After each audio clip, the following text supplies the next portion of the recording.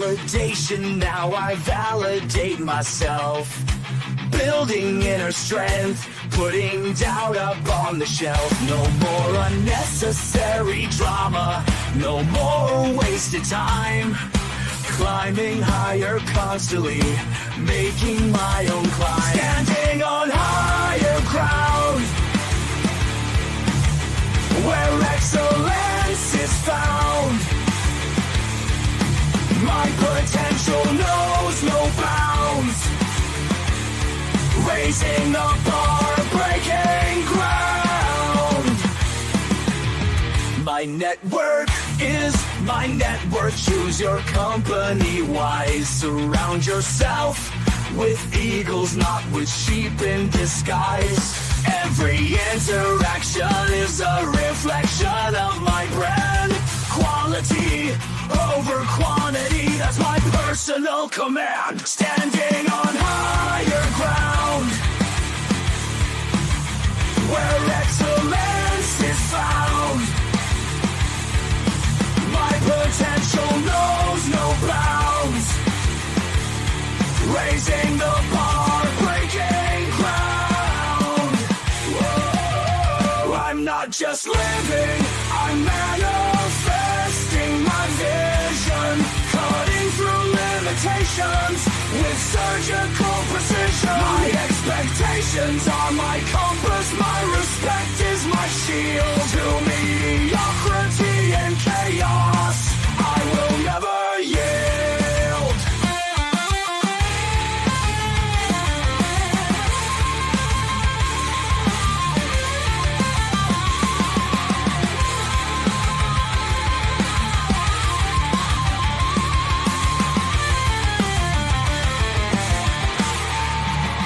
I'm not just living, I'm manifesting my vision.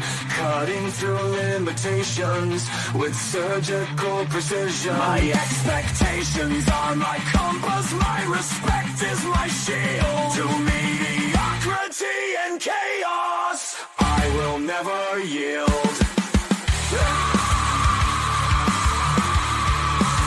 Standing on higher ground, where excellence is found. My potential knows no bounds. Raising the bar, breaking ground.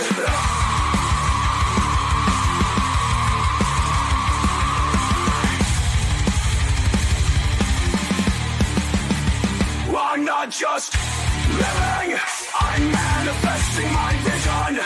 Cutting through limitations with surgical precision. My expectations are my compass, my respect is my shield. To mediocrity and chaos, I will never yield. How you doing, ladies and gentlemen? Welcome to This and That. I'm your host, Xander, where we're talking about this, that, and everything in between. Uh, where we at today? Friday? Friday, that's where we're at. I know we had some 4th of July entertainment for you guys. You guys are listening to some music, doing some grilling, fireworks. I worked. I got some stuff done that needed to get done, and then I said, "Man, I'm going to take me a nap and get me some rest." So, almost on time today, about 7 minutes late. That's all right though. We do not let the sun rise without going live, but we don't always start on time, and that's why we ask you guys to like and subscribe, and then mash those reaction buttons and hit the notification button so that you know exactly what time we go live. Then after the show, you can go and take a look at the membership, see what we got going on with the membership.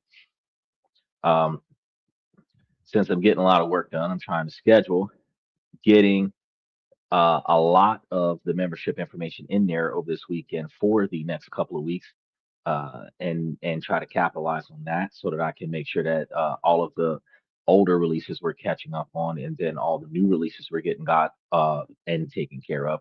But I did make sure that today that I got Monday's show set up and ready to go. That was a lot of information because I am covering the nuclear energy, I am covering the firearms, and I am covering the housing topics. So that was a lot of information that I had to piece together in order for us to have the capabilities to tackle all the stuff we're going to be talking about on how this stuff really impacts your ability to make, save, and invest money.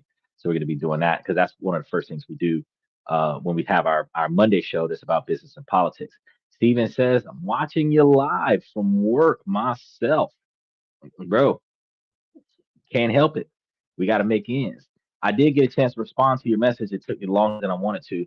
But when we were talking about the 32-hour a week discussion, and you were saying that a lot of employees might cut people back to work because you are familiar with 1 hour less than the mandatory full time to keep people from going into overtime.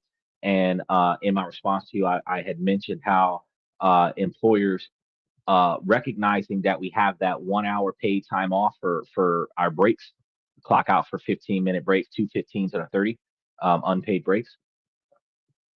If you're scheduled for an 8 hour shift, you get paid for seven. So if you're supposed to work 40 hours a week over the course of 5 days, you would likely only get 35 hours. Well, if you look at the same math, if you're supposed to be working 32 hours a week, which is likely what what's the math on that? Um, less that's not even eight full because how do you split that up? That's like 6 hours and 6 hours and 15 minutes a week or 6.5 hours. No, 6.5 hours a day is pretty much what it would be to get to 32 for 5 day week because you would have 6 times 5 is 30 plus the 2 hours divided between 4 days. So roughly somewhere in that area. But if they take that mandatory 1 hour break out, then out of your because it's supposed to be 15 minutes out of every 2.5 to 3 hours, 30-minute break after 4 hours, and then you basically end up with a 1 hour out of eight. So if you had 4 to 6, you'd likely have at least a half hour out of that. So out of every 6 hours that you work, you'd be working 5.5 hours. And I would suspect that they would have you working somewhere between 27 hours and 27.5 hours and 28 hours a week to keep you from going into overtime, since 32 hours would be the new cap. That's what I would see. That would be my observation on that. And I believe that with so much extra time off from work, that a lot of people would just lean towards getting a second job just because they have extra time, not just because they need money.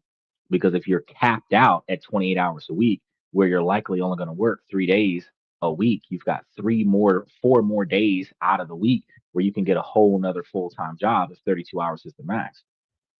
Where everybody would be getting still like 60 hours a week between two jobs, making the same quantity of money they would have made working 40 hours a week on two jobs. So they'd be working what 20 hours a week less to make just the same amount of money, but they'd still be working day in and day out. So that's probably uh, the only change that we would see with the work hours. Um, Today we're going to be talking about future proofing your life, but one of the things we also cover, because we cover Tuesday, we talk about ways to make, save, and invest money. Wednesdays we discuss different countries around the world that we can invest and live in. Thursday, Friday, and Saturday we talk about self-improvement, personal development, relationships, negotiations, socialization, networking, building your brand, and then raises, promotions, retirement, forced retirement, severance packages, and termination. And then we give you guys a lot of information about building your 20 or 30-year plan, figuring out where you want to be at, and then reverse engineering how you're going to get there. And then Sundays, we also talk about the questions and comments from the fans. We had a few, we had a few of our old school guys come through. Some of our Gen ones from over a year ago come through yesterday, probably because they're all out of school. So they came through in full effect late last night during the show. So special shout out to those guys. Um, Nevertheless, uh, there is a lot of I know when I was at the grocery store, there's a lot of people just wasting money on the entertainment aspect of this, and I understand that you can't grind at the gravel stone every day of the week for your entire life. And I completely understand that. But I also understand, why am I at the grocery store buying hundreds of dollars of hot dogs and burgers and stuff to feed a bunch of other people? If this isn't a business expense that we're writing off right now, why would I be buying? And then, like Father's Day, I'd be out there cooking all this stuff for these people to entertain these people so that they can come over and um, enjoy my free food. That's what I was thinking while I was watching people shopping for Fourth of July. Was, what are y'all doing this for? What are y'all doing this for? Why are you spending hundreds of dollars on fireworks? Then you've got a mess to clean up. You're spending hundreds of dollars on food. Then you got a mess to clean up for people who are not putting money into it. Now, it would be different if we had like a community fireworks scenario where everybody put up like $20 and we the number of people came in and we built up like $800 or whatever, and there was enough for everybody to get something out of it, where the person hosting it isn't funding the whole thing. But what I was looking at today, it's like the host is funding the whole thing and everybody's showing up for free food and a free show, because fireworks aren't cheap. And I'm thinking, man, that's just a waste of money. It's just a waste of money. I've gained a whole new mentality towards everything that we used to look at as merely entertainment, because, while I'm not saying that it's not worth having fun, I'm not saying that it's not worth going out there and enjoying yourselves. But I also have to say that you got to look at your net worth before you do that. Uh, because if you're robbing Peter to pay Paul or living paycheck to paycheck, and you're going to spend extra money out of your house that you don't have so that you can go and enjoy a holiday, you did yourself a better justice saving that money and taking your ass to sleep for that holiday, and then wake up rested on your next work day. I think that would have did you a better justice and saved you some money. Steven says fireworks are free my way, if you go and watch them at several spots in the city. Right, because somebody is paying for all of those fireworks, and because a lot of the fireworks that are being shot in the sky can be observed by any one individual area of those fireworks, the one person that paid $300 for fireworks is putting on a show for the whole neighborhood. But the whole neighborhood isn't giving that person $20 so that he can buy $300 or $400 worth of fireworks and launch the fireworks on everybody else's behalf. So it's not a collective situation. You have one person seeking external validation, buying a bunch of fireworks to entertain the neighborhood so that the neighborhood can go over to that person's house, so that that person can have a reputation of being the person that has the good light show for Christmas, the best Halloween setup in their house for Halloween, the most decorative Easter house, the best spot to go for Veterans Day, Labor Day, Juneteenth, Cinco de Mayo, Fourth of July. So this person is popular because he or she would be expelling all of their financial resources to bait in other people's attention. Now, if he can afford it, he can afford it, but the cost, the return on the investment of the cost is what I refer to as, like, I have learned that that is not necessary, because, like you said, if I wanted to go to fireworks and I wanted to take my family to go fireworks, we can get in the car and drive somewhere where we can watch it for free instead of paying out of pocket to go get it. He said, socializing is important. However, it is, however, this year I'm solo. Uh, got two big pieces of chicken and some Turner's iced tea. I got the Arizona green tea. I splurged because normally I got a bottle of water and coffee. I got some Arizona green tea and some ginger ale. It's in there. You got that after work, and then a computer uh, to work and catch up on, your work caught up on for the Fourth of July. Well, of course. Well, of course. And that's what I was doing. I was out there. I grabbed me some stuff, and that this is like when I was at the grocery store. I looked and I was like, man, I could grab me a case of beer. And then I thought of all of the different stocks that will cost the same price as each bottle of beer in a case. And then I said, well, look, I'll get me some Arizona tea. I'll grab me a case of the ginger ale. I've already got seven cases of water. That's it. I don't need nothing else. I don't need nothing else. So something that's not water, that's all I needed. So I left the beer on the shelf. Um, and ironically, this is one of the wildest parts. With all of the inflation, with all of the stuff that's going on, I was sitting over here calculating everything I had put into the cart. I was $50 less than what I thought I had in the cart. So I went there thinking I was going to spend more money than what I spent, and I was like, "Damn, this came back way cheaper than what I thought it was going to be." I could have went back and went and grabbed the case, but I said, "Nah, I'm going to stop while I'm ahead and take my ass home." Uh, but yeah, it's one of those things that it's a learning process because growing up, we always bought what we wanted. As adults, we worked harder to buy what we wanted because what we desired started to become more expensive. The older you get, the more you have to break yourself out of that habit. You have to think to yourself, you know, what is the value that I get from this? And if there isn't long-term value or long-term satisfaction out of this, then it is just an impulse buy for gratification, instant gratification. And instant gratification is gone the moment after you do it. So if you bought a case of beer for the sake of having a case of beer and drinking a case of beer, when the case is gone, the joy or dopamine hit that you get from drinking that one case of beer is that's it. And the faster you drink it, the faster that short-term gratification is over. And then unless you're going to spend even more money on trying to replenish your supply, the moment has come and gone. But a 24 case of Arizona tea will, in moderation, should at least last me a week.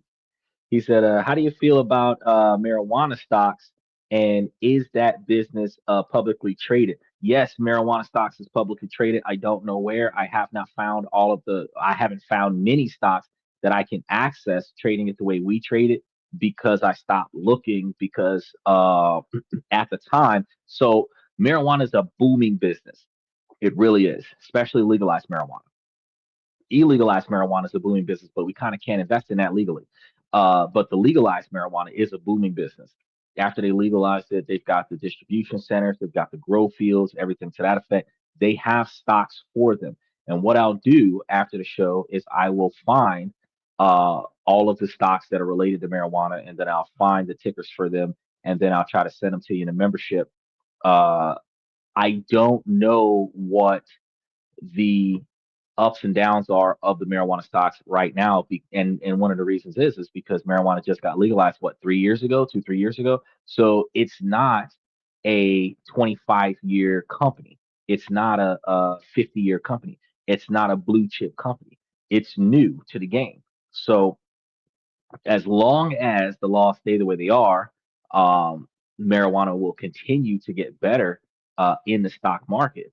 It is still going to be a growth stock, though. It's not going to be a dividend stock, to my knowledge. I have not heard of a marijuana dividend stock. So it'll be a growth stock that you can buy. And if you're looking into getting a growth stock, any growth stock, whether it's marijuana, Netflix, Tesla, any growth stock, SpaceX, Trump coin, whatever you want to get, any kind of growth stock, right? Dogecoin, any kind of growth stock. The only issue I have with that for a startup investor is two things. If you're in the bottom 25 percentile or if you're in the bottom 50, I'm just going to go ahead and say if you're in the bottom 50, but more so if you're in the bottom 25 percentile, because you need every dollar that you have. And every dollar that you don't use, you're investing in this brokerage account. The dividends that you get back will compel you to at least keep your money there, if not reinvest the dividends that you get back. And the problem that I have with a growth stock is that a growth stock for a startup investor is going to discourage them from staying involved in the investment because you have to sell the stock to get a profit. And when you watch it go up, you're excited. And when you watch it go down, you get disappointed. When you're chasing the dividends, When it goes up, you get excited twice because when it goes down, you're going to get excited that you can buy in cheaper than what it was when it went up. But no matter whether or not it's up or down, as long as the company's doors are still open, you get paid. And when you're getting paid for your money sitting there, that motivates you to build yourself up. So beyond that dynamic of self motivation, changing your tactics to invest in your future, looking more towards successful paying stocks that are going to give you more of a bump to like the Erie stock. That's a dividend paying stock that the dividends gains value year over year. They increase the value of their dividends year over year. It's a good company to have in your portfolio. And you can grab a marijuana stock and put that into your portfolio. I mean, fuck, if I was already established at a $1 million portfolio, yeah, I'd throw some marijuana in there. But my concern is that if you don't have a $10,000 portfolio that's paying you $1,500 a year, then you need to really be focusing on growing your portfolio as fast as possible. And that requires you to select dividend paying stocks, preferably dividend paying stocks is paying high yields percentages so that you can grow your portfolio faster during the volatility of the market. And then when the market starts to stabilize, and the value of those real estate investment trusts and BDCs starts going up, then you can start rebalancing everything into the other stuff because you'll be locked in to the more volatile price. Because even though the REITs and BDCs are at like 22% right now, some of them at least, right now, maybe in 3 years, it might go back down to 15%. If it goes back down to 15%, the ones that you bought when it was volatile at 22%, you keep those for life as long as you don't sell those shares. So that locks you in on that high value. And then instead of selling the stocks, all you got to do is just put your money somewhere else and then rebalance the dividends from those REITs and BDCs into the other stocks. Now, if you add more stocks to your portfolio, that's fine. You can add more. It dilutes your dividend return, but it does allow for some growth somewhere that might be covered in a tax advantage stock where you have less taxation on your overall portfolio, but you're still going to get taxed like a son of a bitch on your REITs and BDCs. So, it really just depends on what you want to do. I'm not going to discourage you from getting anything other than the 54 stocks that I grabbed. I just grabbed the 54 most undervalued stocks in the stock market. And some of them are, in fact, growth stocks. It's just they're not the only ones. There's hundreds, if not thousands, of stocks. There's a stock for every active company that is doing business around the world legally, right? So the S&P 500 is just 500 of the best functioning stocks, right? So here's the thing to lean on your question. If you found a cannabis stock in the S&P 500, that would be the best one to grab out of the cannabis stocks that do exist if you wanted to add cannabis to your portfolio. But it doesn't make you a better person or a worse person. It doesn't help the cannabis business get better. You buying like weed cigarettes and buying like sugar infused with cannabis or alcohol infused with cannabis where you're really supporting the market by buying the product, that kind of makes the cannabis market do better. But they are traded. He said, if it ain't paying dividends, I'm out. Well, it's not going to pay dividends, bro. I'm not saying that they won't eventually make those kinds of stocks for cannabis, but the reason why you didn't hear me talk about it sooner is because when I looked at all of the dividend paying ones, these are and there were a lot more than the ones that I talked about. I talked about all of the ones that were, well, not all of them, most of the ones that were under $100, under $50, under $20. I did get a lot of the blue chip companies that are up there like Coca-Cola, Pepsi, Johnson and Johnson. I did get some $200 and $300 stocks like Shell, Chevron, and ExxonMobil.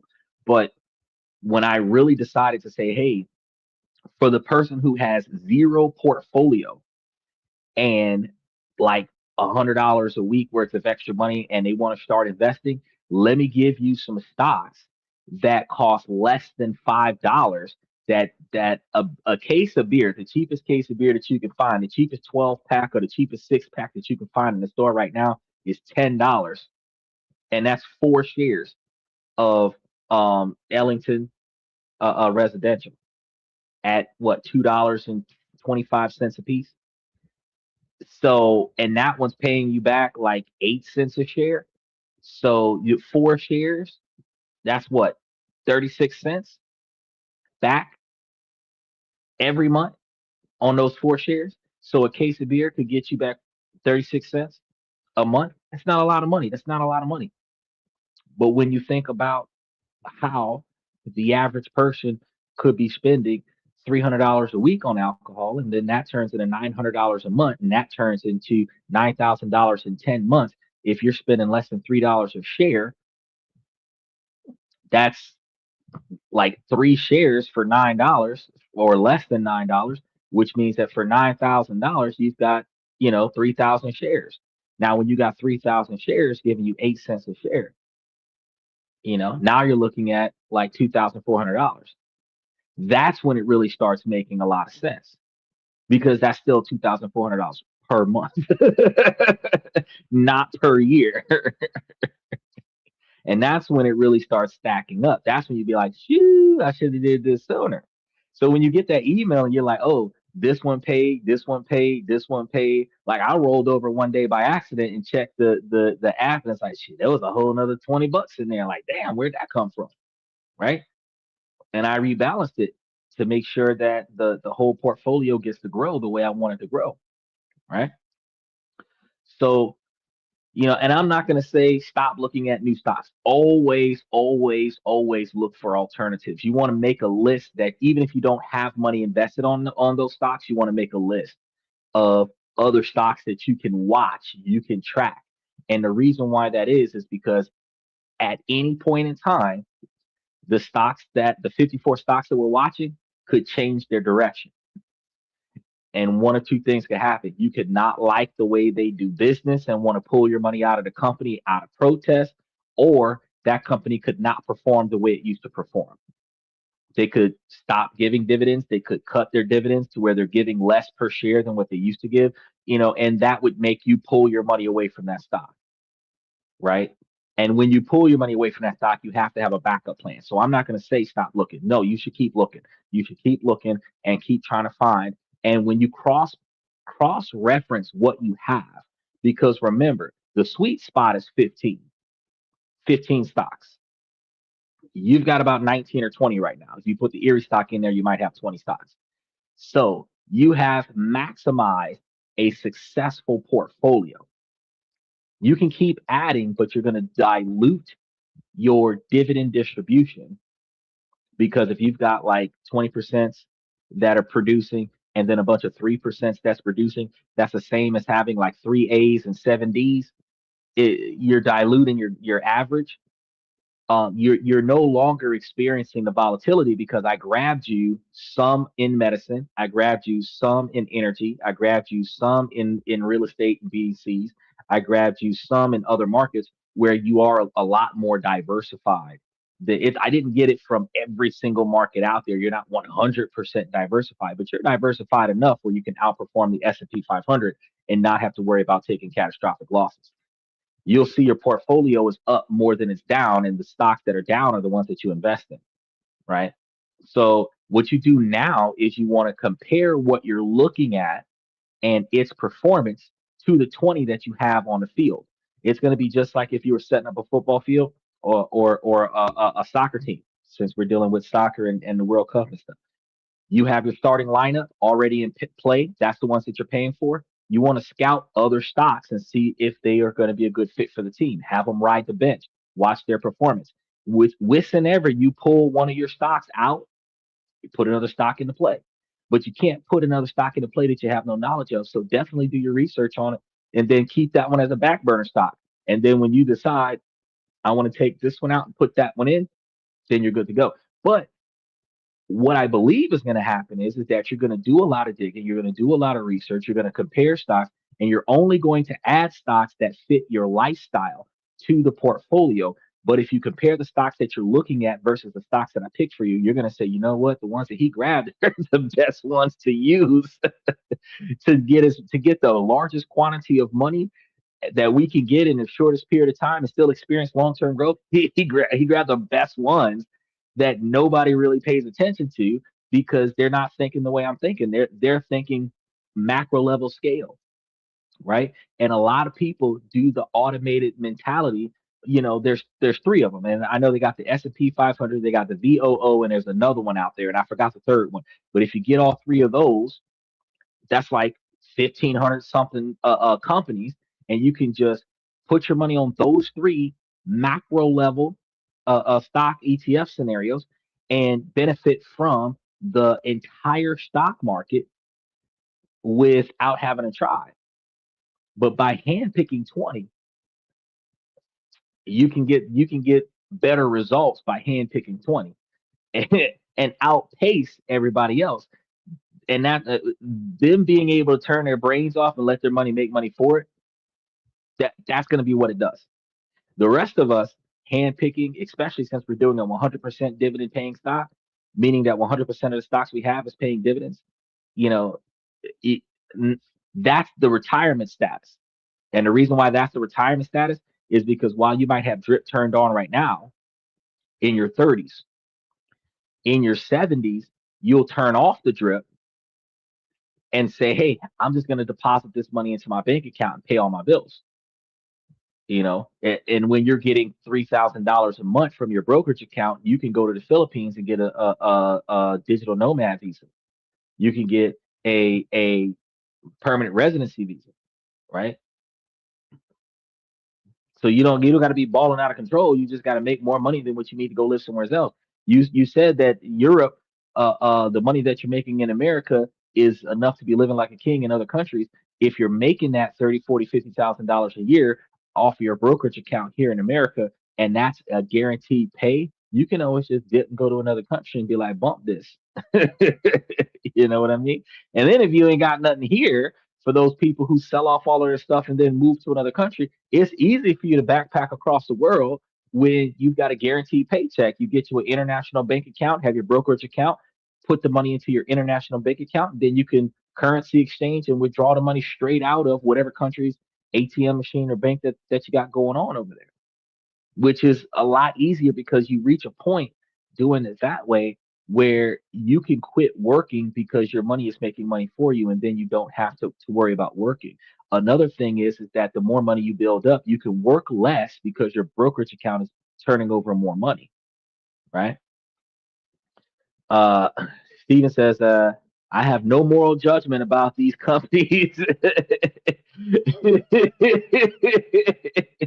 Even do they pay or not. That's how I feel. I'm coming from a perspective of they're not about to tell me shouldn't invest in this stock because it handles blood diamonds. If those blood diamonds pay dividends, bro, I have killed enough fish in my day. I have skinned enough animals alive to know that I have blood on my hands. So there's no reason why those diamonds can't put cash in my pocket. People are going to tell me I'm heartless. But look, I'm going to tell you something. You don't know what people go through to get the Jordans on your feet. So don't worry about the money that's going in my pocket. Worry about how you going to put money in yours. Steven says, I got over 7K in the S&P 500. Sheesh. In a different brokerage account that I started before I found you and started to stash up. Okay. I even added a little VOO into the stash. Now, I'm glad you said that. I'm glad you said that. Look at the performance of the $7,000 that you put into your S&P 500, and then look at the performance of the 19 or 20 stocks that I told you about, and look at the return on your investment. Look at the difference. The S&P 500 is 500 something businesses that's averaging 10% return on investment year over year on average. And you've got 15% return on investment from me or more if you put more money on your real estate investment trust and your BDCs. So your 7 grand from your S&P 500 investment would likely year over year gain you about $700 a year. But I'm giving you 15% return on investment. So for every $10,000 you got sitting in the brokerage account, you're getting back 1,500. That's a way better turnabout. And then the wild part is, I looked at Stash App. Even though you've got the $36 a year, $32 if you pay for the annual membership, they still give you enough stock parties to give you free stocks to give you back the $36 over the year. The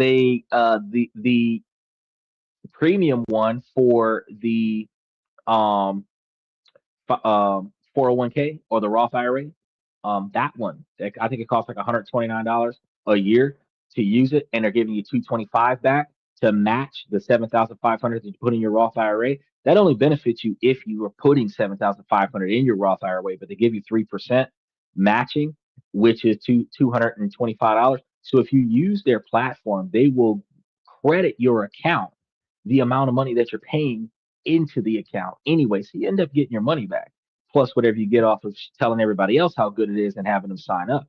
So uh, right now it pays for itself. But when it stops paying for itself, or when I start putting everything into the trust, then I would change everything over to Charles Schwab's, because Charles Schwab's, you have the free management of the portfolio. The only thing that I have a concern about with Charles Schwab is that for the most part, you have to buy the full price value of the stock. You can't do partial. They do have an ETF trading scenario, but it is unlikely that the ETF version of every stock that we're buying is available in Charles Schwab's. But the guaranteed ETF only stocks that would be available in Charles Schwab's, we will be able to do the same thing that we're doing now. Stash app is an ETF platform. So you are not buying the stock, you are buying the electronic transfer funds that is applied to the value of the stock, which is why it's more liquidatable, and it is more lucrative for you, because in this particular dynamic, you don't have to have the full $300 for the Shell, Chevron, and ExxonMobil stocks. You can put $3 on each one of them. And if it's giving you a 3% return, you get 3% return on the $3.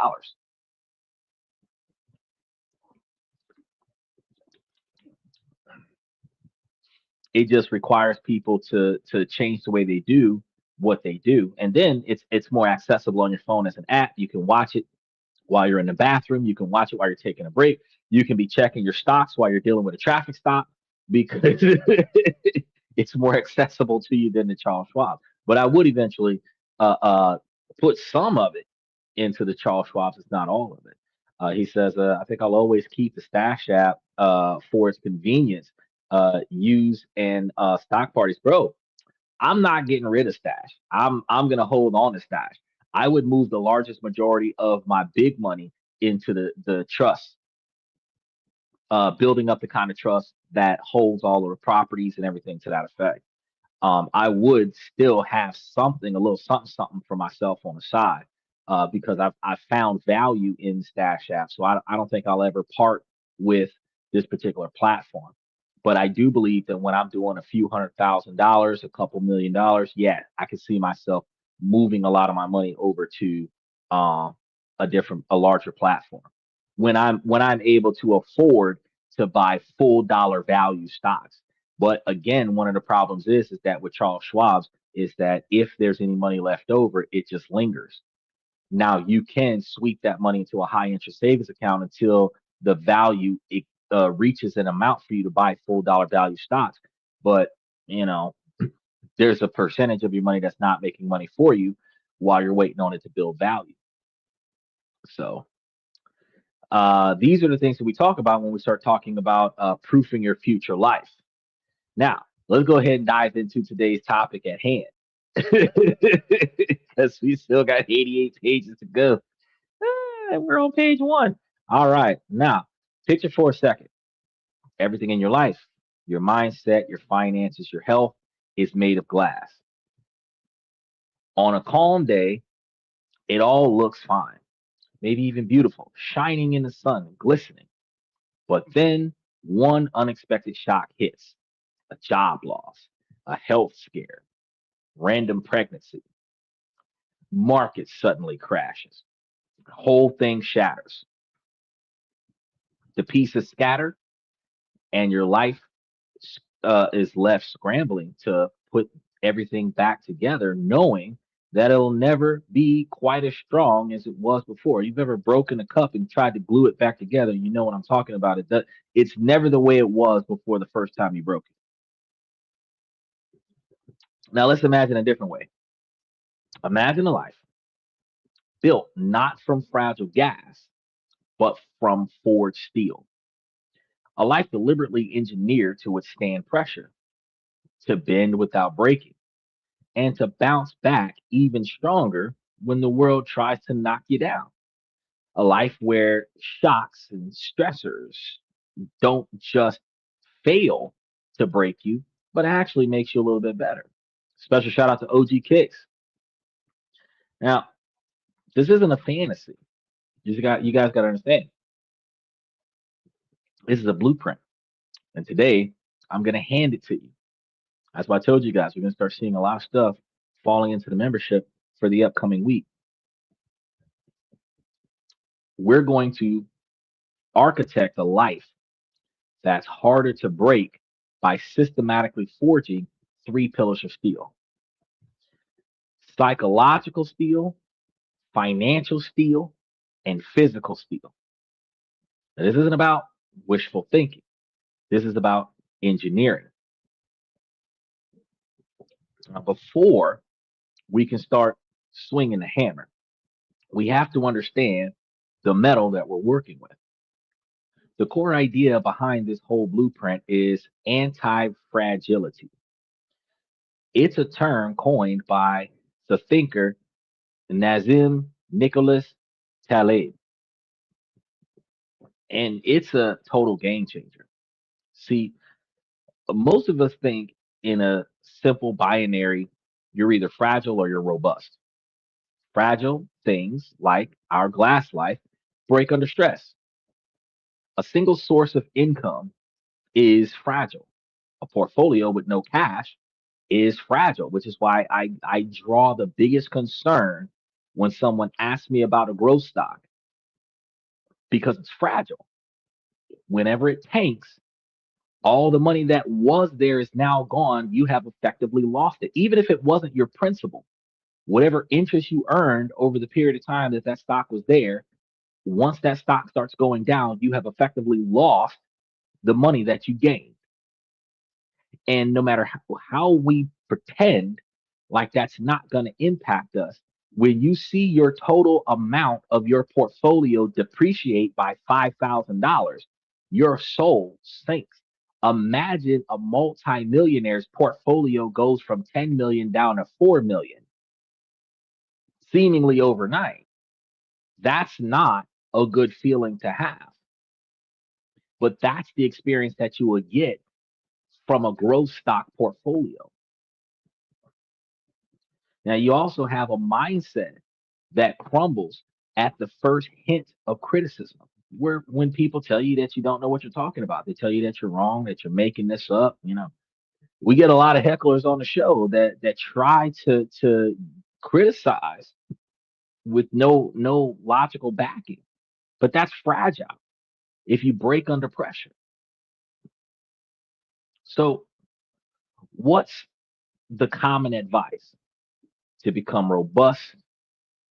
A robust system, like a think thinking thick concrete bunker, can withstand stress. It can endure. Emergency fund is robust. Having multiple clients is robust. Stiff upper lip mentality is robust. And don't get me wrong, robust is good. It's way better than fragile, but it has its hidden flaws. Special shout out to Daniel. What's good? What's good, everybody? Happy Friday. You. The Copa Verde versus Argentina was a great game. Oh, man. I bet on that game, on another game. and I won enough stuff off of that game to buy me like 10,000 troops so that I could have my army go attack the enemy while we're on the live podcast. So I get to look at the results of that battle.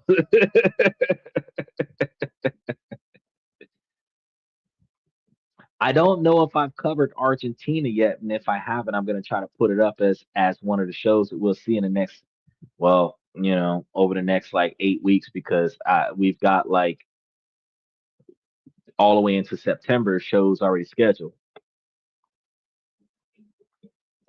I think right now like Mondays and Wednesdays are the only ones that I'm trying to play catch up on. Michael says, manage your change and your dollars will work for you. Well, that's a good logic to have.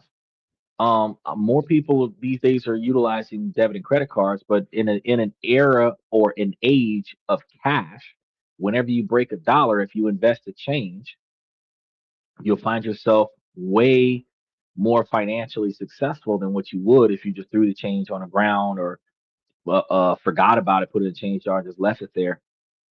He says, "Happy 4th of July."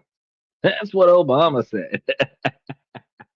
Look, we needed change when Obama got into office. Me, I needed change for the laundromat. Society needed actual change.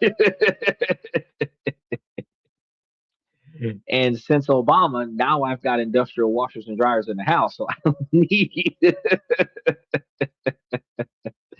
I don't need as many coins as I needed back in 2008. But we do have to change the way we look at things. We have to change the way we think about things and change how we approach things. Because in order for us at our current age to see better results than what we received in the past, we're going to have to do things differently than the way we used to operate. It says, if the market is too high, would you wait for the pullback before investing again? Well, if you're investing in growth stocks, you're trying to time the market. If you're investing in dividend paying stocks, you're not trying to time the market because you're buying and holding. And since you're buying and holding, why would you wait? Why would you lose out on the next upcoming ex dividend date to wait the number of weeks or months it takes for the financial pullback?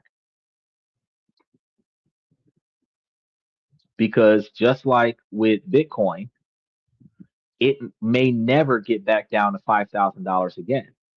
The way things are right now, it may never get back down to $20,000 again. So if you're going to wait until it gets back down to a specific dollar value, you may miss out on so much more opportunity.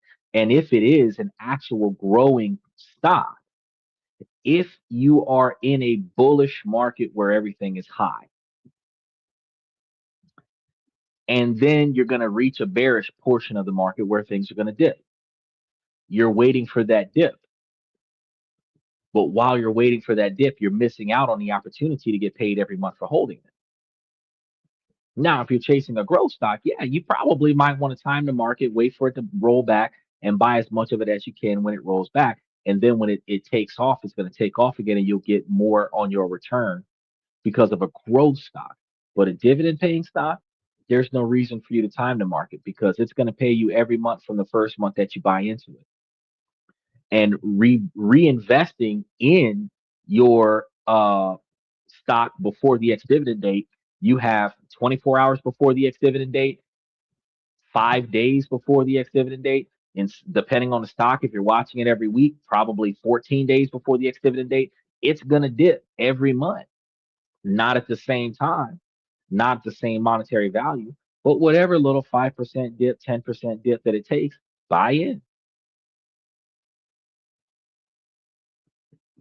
Yeah, the growth versus dividend stocks. And as I was explaining earlier today, I would lean more on dividend stocks and growth stocks because while growth stocks can grow substantially more than dividend paying stocks in some situations, the issue that I have with growth stocks is that just as quickly as the stock market could go up, the stock market could go back down. Like we were talking about, I forgot the name of I think it might have been a Plantineer was one of the stocks that had went up from like $3.50 to $350 and then went back down to $35. So over the course of like 3 to 5 days. So during the time, if you would have bought like 100 shares for $350 and it exploded to $35,000, right? And you're like, yes, goodbye, right? And before you pulled that fucking money out, it dropped down to $3,500. And it's there. That's where it's at right now. It's stuck. It's not, it hasn't gone back up to the previous $35,000 stack yet. Until it goes back up to where it was, that money is officially gone. It's $32,000 that you'll never see again, unless that growth stock goes back. But a dividend paying stock, if you bought in at $3 a share, or if you bought in at $300 a share, if it's giving you $1 a share, it's fucking giving you $1 a share. If the stock is $150 now when you bought it at $300, if it was giving you $1 a share, it's giving you $1 a share. So if you have 1,000 shares and it's giving you $1 a share, you have $1,000. So it doesn't matter if it's $300 or $50. If you're getting $1 a share, you're getting $1 a share. So for me, the aspiration of growth stocks versus the aspiration of dividend stocks, dividend stocks will keep a new investor, a financially challenged investor, bottom 25% income, bottom 50% income investors. It'll keep them investing. It'll keep them investing because you get that short-term gratification dopamine hit from the monthly text message or email that lets you know that you just got paid again. And if you got 17 different stocks that is paying you, you get 17 different emails a month that's saying, hey, you got paid again. Even though it's not a lot, each time that you get paid by email or text message for doing absolutely nothing, it motivates you to put more money there so that you can get paid more next month. You're not going to get that feeling from growth stocks, which means that it becomes a passing thought and out of sight, out of mind. And then you're in a situation where life sucks and now you need money. Well, where's the first place you go to get money? Wherever fucking money is held up.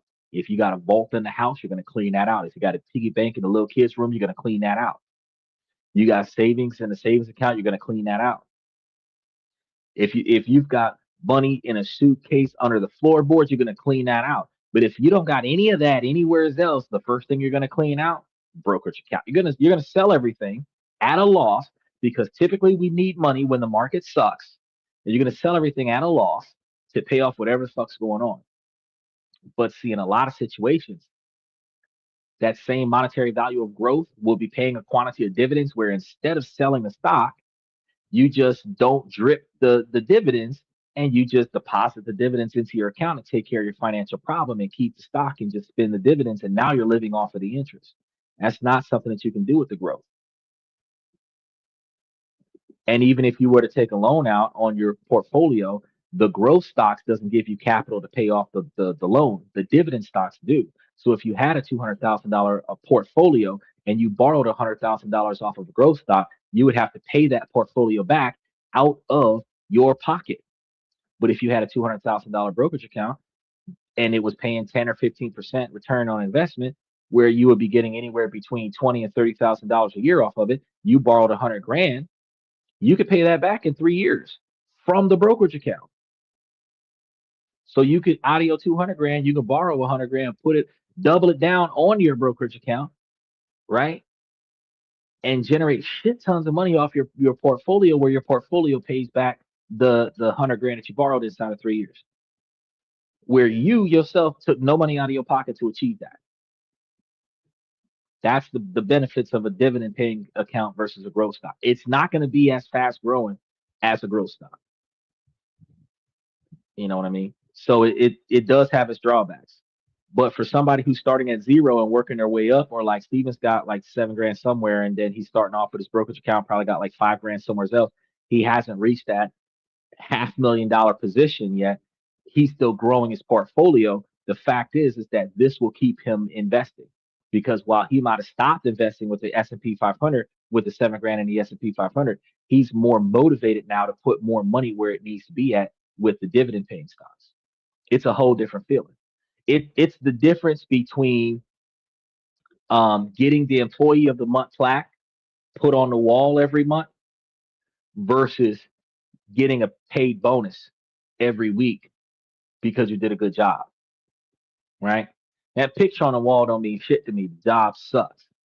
But that big ass bonus I get every month, every paycheck, every week, that that makes me keep coming back. And that's what I try to talk to everybody about. He says, good point. It's scary that our investment decisions are ruled by dopamine hits. Well, honest to God, that's really the way things are. Because the people who run from the stock market run from fear.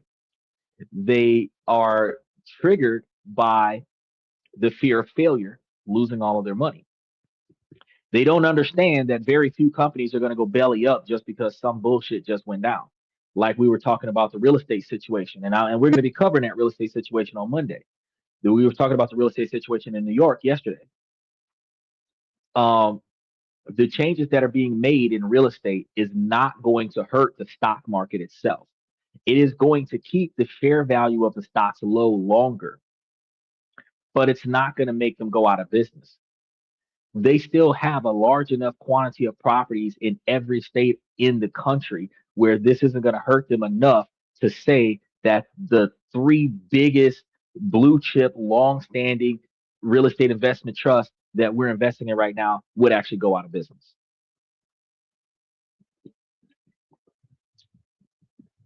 Um, and that's but the volatility is everybody's afraid of real estate right now because Donald Trump is passing laws that nobody likes. Automakers, the stock market is volatile for them too because Donald Trump is passing laws that nobody likes. Tech companies, tech is leveling off because it was overvalued because it was a hot commodity new into the real estate market. But then it started becoming undervalued because Donald Trump backed away from the tech drive with the $7,500 tax credit for EV cars and all of this other stuff. He pulled back on certain things that he thought was unnecessary to make the market more fair. So the decisions that he makes, the changes that he makes, keeps the stock market volatile.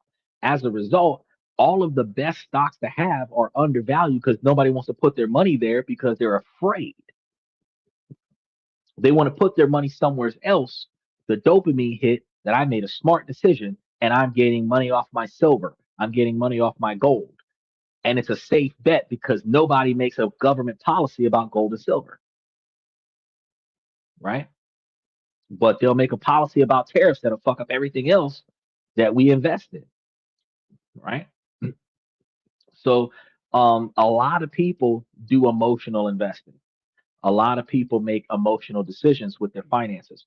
And that's not what you need to do. You need to take a breath, back off of your financial decisions until you take your emotions out of the equation, and then start making decisions after you are emotionally dead. Otherwise, like Michael said, off to the pawn shop because there ain't no other way.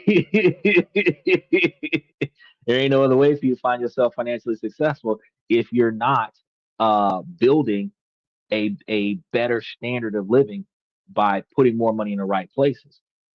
Because before you but when you're hard up on money, before you start pawning your own stuff, because typically Americans are also hoarders.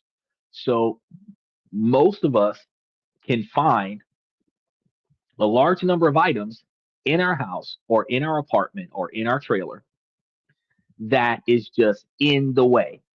Something that we look at every day, don't pay it no attention, but when we need freaking money, that's the item we're going to grab and go run down to the pawn shop because we don't want to throw it away. We have no time in our life to use it again, but we know that if we did have the time, we might find a way to factor that into our lifestyle so we don't get rid of it. But as soon as we need cash, we're pawning all of that shit, right?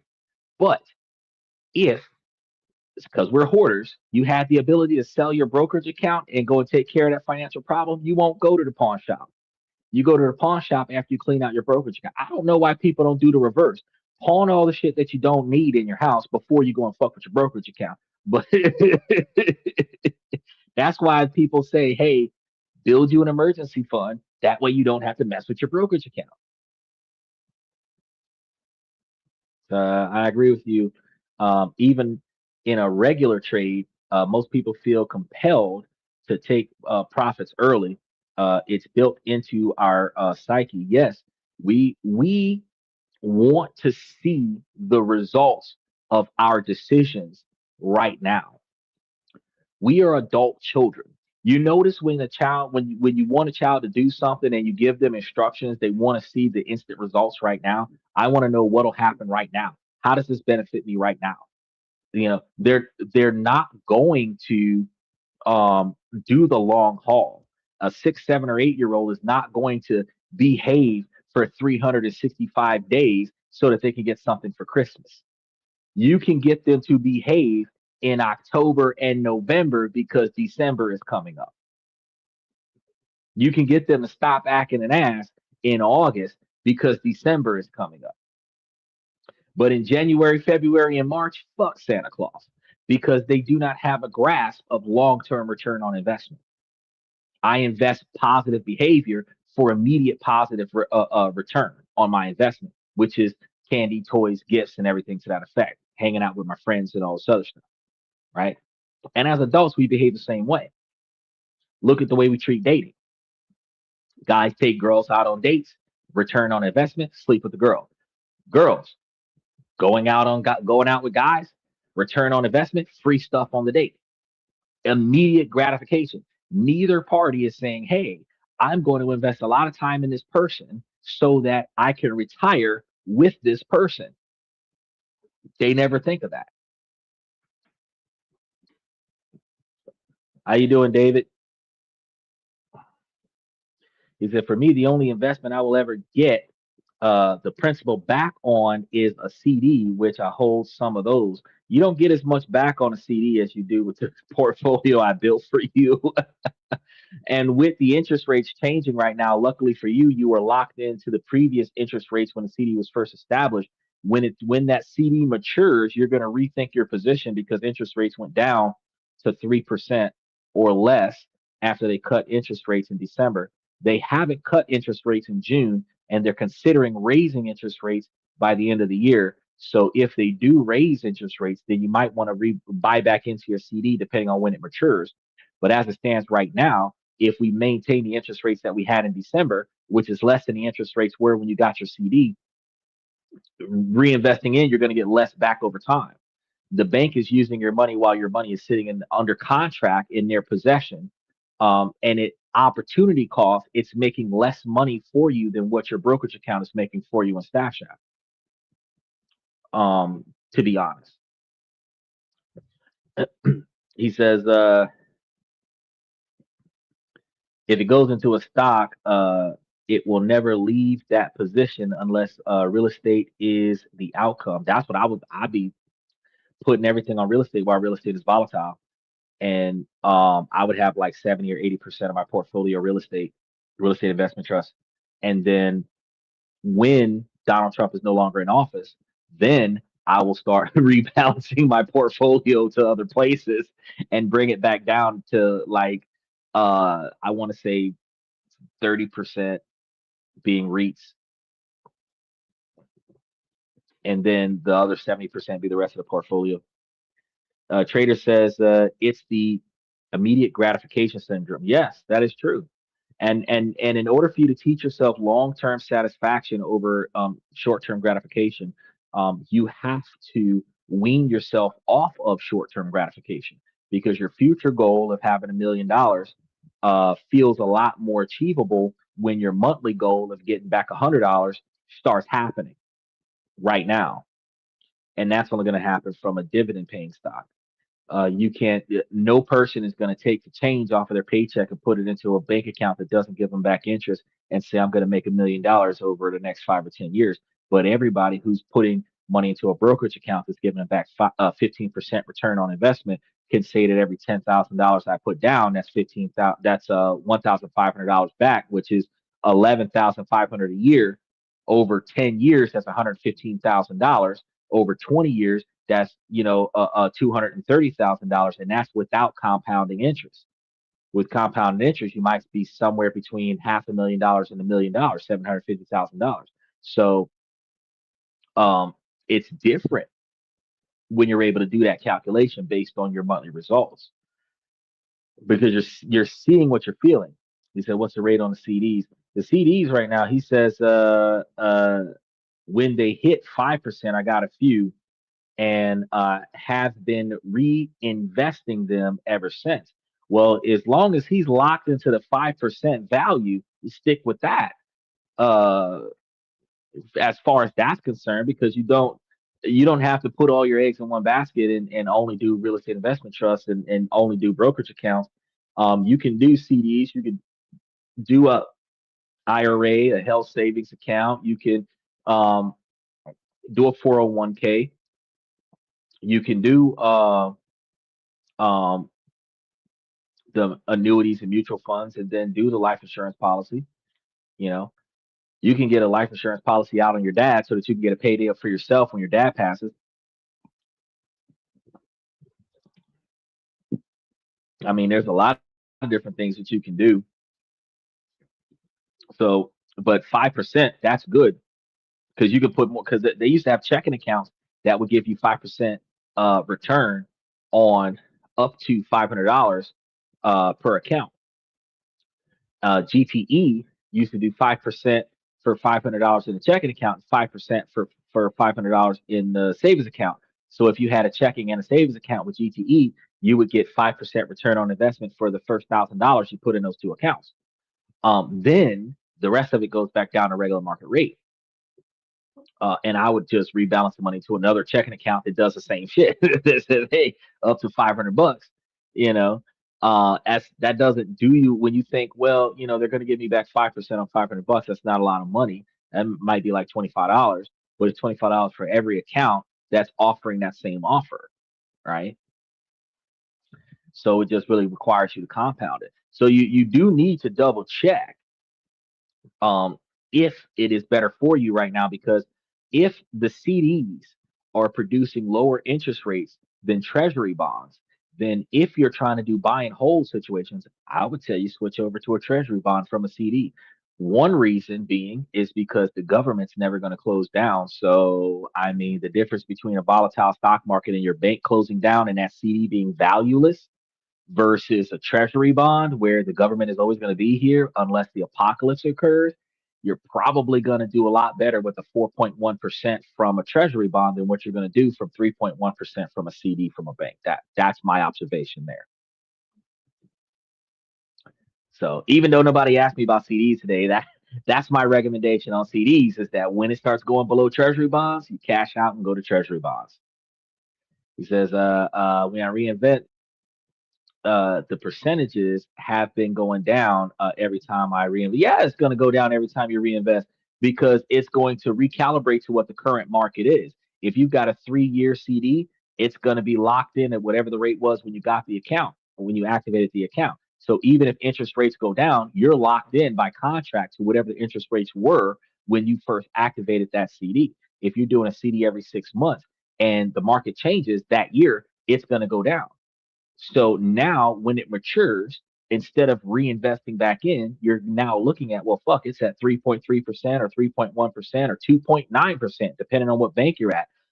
Give me my money. Let me go talk to Uncle Sam and start buying me some treasury bonds at 4.1 or 4.4% because that's going to give me more money, more return on my investment, and it's tax deferred, which the CD is not. So that's an added bonus because a treasury bond is going to give me back more interest rates on that treasury bond than a CD, and I'm not going to be taxed on it year over year because it's tax deferred.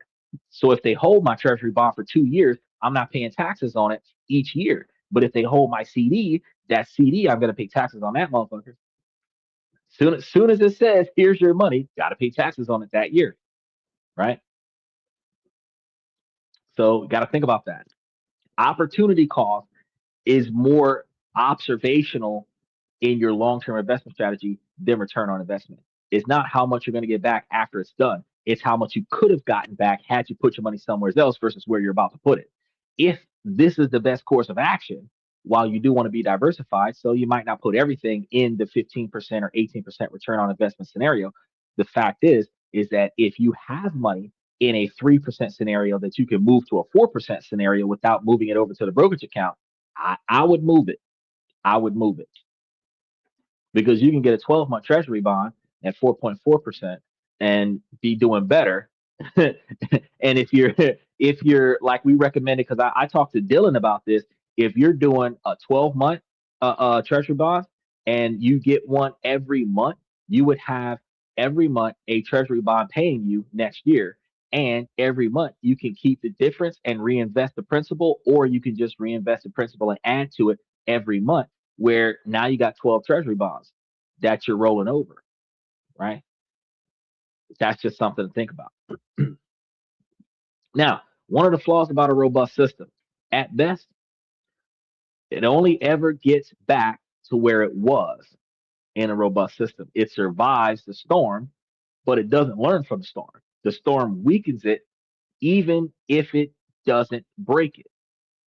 So, a robust system, it takes more blows, but it doesn't improve and optimize.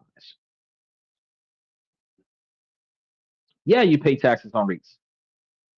Yes, you do, but you're getting a shit ton more money on a REIT. Think about, like I said, you're getting 22% interest return on investment on the top three real estate investment trusts that we're talking about right now, 20 to 22% return on investment. So for every $10,000, you get $2,000 back. You're going to get taxed at normal interest rates, or normal tax rates. So if they're taxing you like 24% of your $2,000, they're probably going to take like $500 out of your $2,000. So you made like $1,500 profit after taxes. So your $10,000 is now $11,500 after taxes. But you get taxed on your CDs.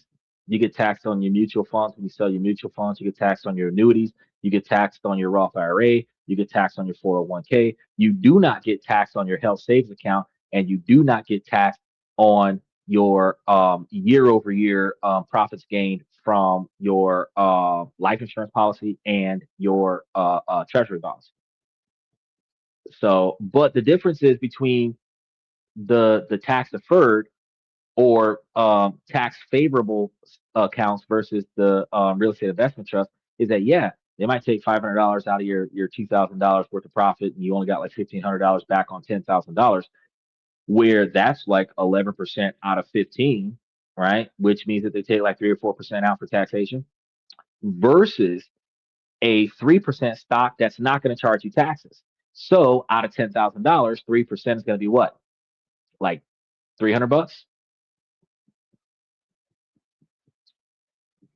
So the difference is that after taxes with a real estate investment trust, you would have $1,100, or for a company that pays taxes and gives its shareholders post-tax money at 3%, you're getting $300. The difference is that what, $800 more comes in from the real estate investment trust. So the tax favored stock options are not giving you dollar for dollar better value than the taxable stock options. You're making a shit ton more money with the taxable stock option. You know, it's just not going to give you the share value growth that a lot of people depend on when they're chasing growth stocks. It's giving you guaranteed cash, and it's giving you guaranteed cash right now.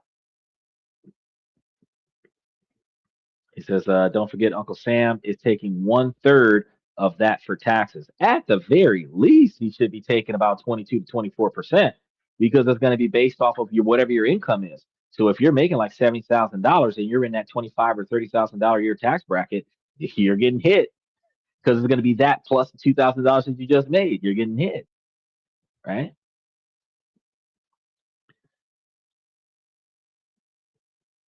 He says you don't get taxed on a regular real estate refinance because it is a loan. Okay, you're not getting taxed on a loan, but you asked me about a REIT. A REIT is a real estate investment trust. A refinanced real estate loan is refinancing the property that you own or financing the property that you own, and any income from that property that pays that debt is not taxed. If you borrowed money from the property and you spent it, that's not an income. So paying off your debts can be a tax deduction. So that's a little bit different. So a real estate investment trust is like you buy a property, you put it under a contract where people are going to rent it out and this, that, and the third, and it's going to turn a profit. And real estate investment trusts have a legal requirement to give 90% of its profits to its shareholders. Well, because they're doing 90% of the profits going to the shareholders, they're like, fuck, pay your own taxes. And that's why you're paying taxes on real estate investment trusts, and some BDCs have you paying taxes free because 90% or 80% of their profits goes to their shareholders. It's a very cash lucrative situation. But when you start talking about like Johnson and Johnson, Morgan and Morgan, Dodge, Chevy, somebody like that, they might pay taxes first and then pay their shareholders, where you're getting post tax money, not pre tax money. And when you're getting post tax money, you don't have to pay taxes on that. But they're giving you far less money as post tax money than what you would be getting from pre tax money. Because if you're getting $800 more pre tax money after taxes, you know, because again, when I gave you that example, when I gave you that example, um, they shave $500 off the top. If you had $800 more after taxes, plus the $500 they took before taxes, the $300 you would get from a company you're not paying taxes on, versus the $1,300 that you would have gotten more from a company that's going to take $500 out and give it to Uncle Sam. You way more money, way more money. But a lot of people try to avoid paying taxes as much as possible. So how do real estate owners do refinancing when the interest rates are high? It's fucking it's impossible a lot of the times, especially if you got a lot of debt. So one of the things that first happens with this is that first you have to have a lot of equity in the property. They don't tell you this, but you should have a freaking decent credit score, because if you got a bunch of debt, you're not getting a new loan. Um, and no missed payments. So you got to have a good credit history of on time payments over the last 2 to 5 years. Right? No bankruptcies in the last 5 years, right? So these are going to be some of the things you're going to have to do. Now, what a lot of the times real estate investment individuals do is they buy a distressed property that might be valued at, so say like you got a property that's valued at like maybe $200,000, but it needs a lot of work. So it's being undersold at like $150,000, maybe $100,000 because it's been on the market for a while, but there's a little bit of equity involved in the property. You might finance that property for whatever they're asking for. It needs some work. You're going to put 50 grand worth of work into the property. So you're probably going to borrow $150,000, but you're going to talk the guy into selling it for 100 grand, right? You take that 50 grand, you put it onto the property. You knew that the property could have went for 200 grand easy, where you would have got at least $50,000 out of the property. But guess what? After you renovated the property, it's now worth $300,000. If you borrowed $150,000 from the bank and now the property is valued at $300,000, there's a strong possibility that you can now refinance a lot more off the top of that property and get back another 50 grand or 75 grand off of that property. That's the refinance thing, because there's more equity involved in the property. You get a very distressed house. Say you get a distressed house at like $75,000. You put $50,000 into it. That's $120,000.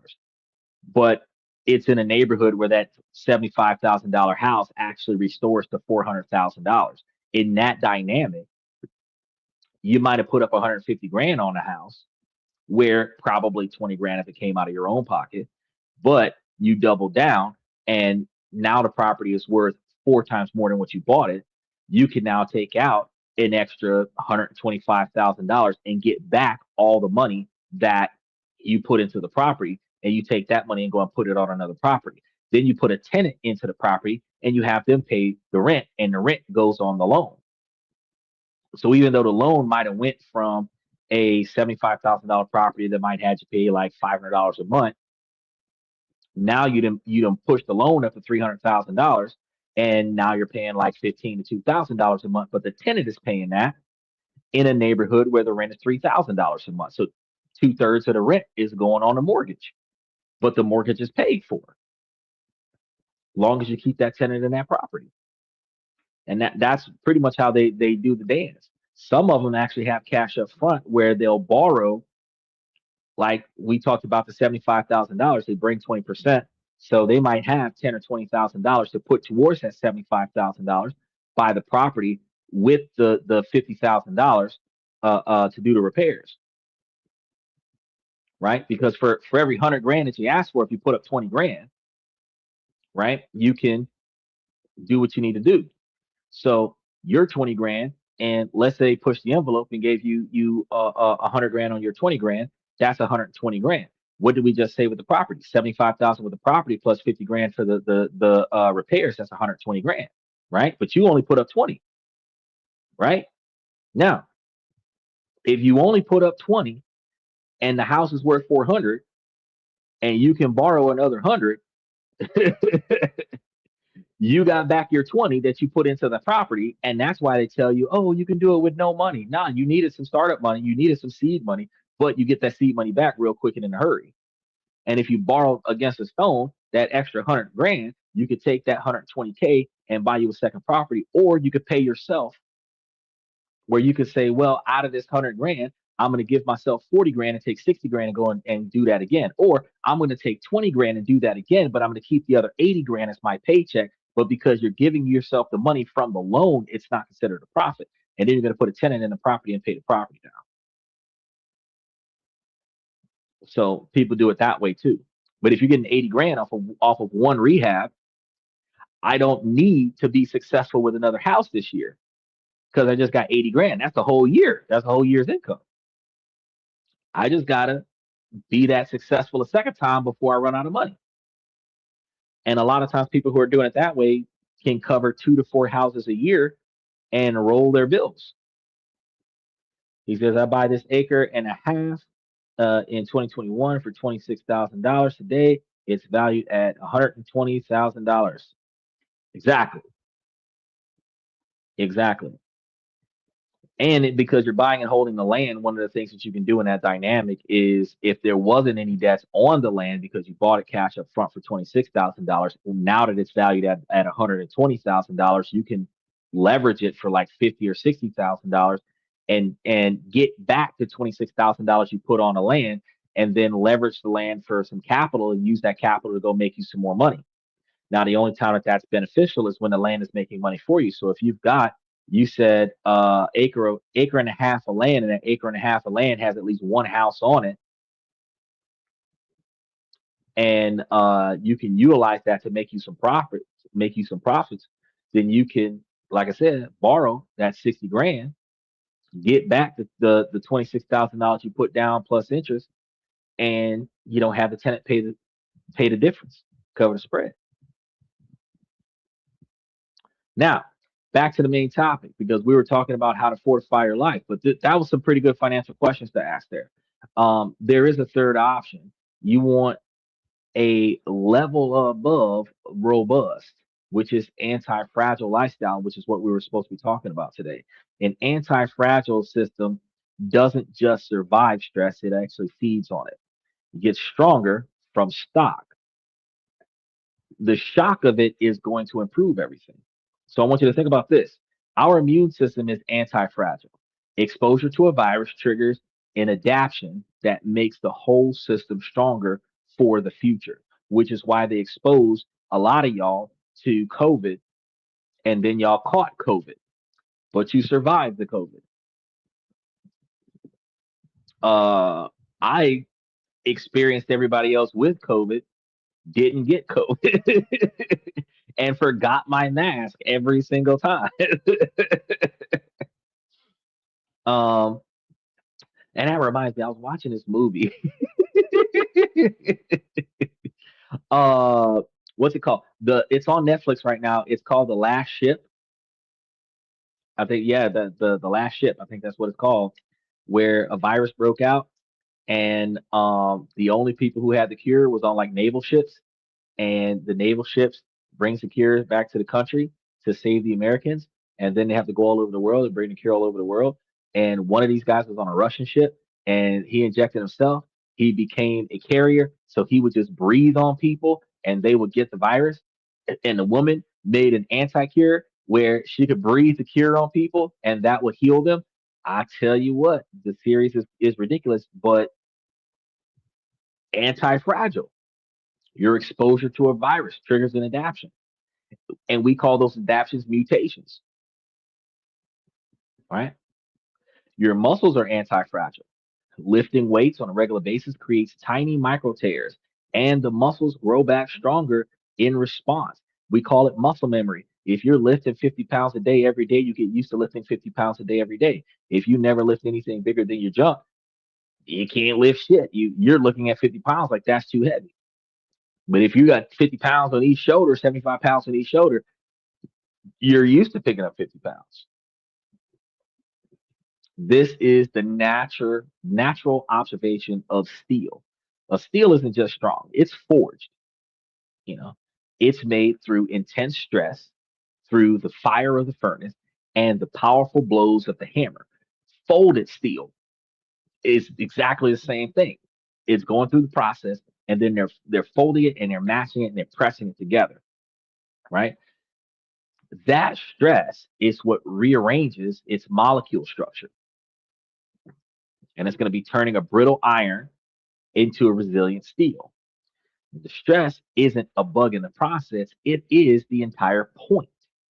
So, our goal isn't just to build a life that can survive the next crisis. Our goal is to build a life that uses the energy from that crisis to become more capable, more skilled, and more powerful. One of the reasons why I'm telling you guys to ride the wave on these real estate investment trusts and BDCs while the market is volatile, because you're probably not going to see them at $2.15 a share much longer. Stocks that are putting out almost 12 cents a share is sitting right around $3 a share. You're not going to see that too long. So we're not building a bunker to hide it. And that's something that you guys want to understand. And when I talk to you guys about investing, I don't talk to you guys about investing by playing it safe and investing by being scared of the system. I talk to you guys about paying attention to what you're trying to accomplish and don't focus on the noise of publicity. Get out there and get what you're trying to get. Because if you wait until the situation looks better and then dive in, you'll miss your moment. It's almost like double dutch, where you're just waiting for your moment to jump in, but your ass don't ever jump in, and then the sun sets and it's time to take your ass home, but you could have jumped in. You ain't never gonna know how good you would have been if you ain't never jumped in. You'll never know if you would have run the race if you don't get on the track and start running. You'll never know if your car would have been the fastest car if you didn't put your car in the race.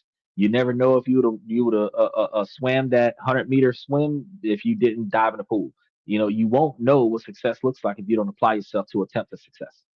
So you got to understand that. So the very first thing that we're placing in the forge is going to be our mind, because without the right mindset, you're never going to accomplish anything worth accomplishing. Right? Your mind is going to be the furnace. It's going to be where the raw iron of your character gets heated, purified, and ready for shaping. So if your mindset is fragile, nothing else that we build on top of it is going to last. Psychological steel is forged through four key processes. First, you seize radical ownership. And this is going to be about forging an internal locus of control. A fragile glass mindset defaults to blaming the outside world for the shit that's going on in their life. The economy is bad. That's why I'm stuck. My boss is a dick. That's why my job sucks. The traffic made me late.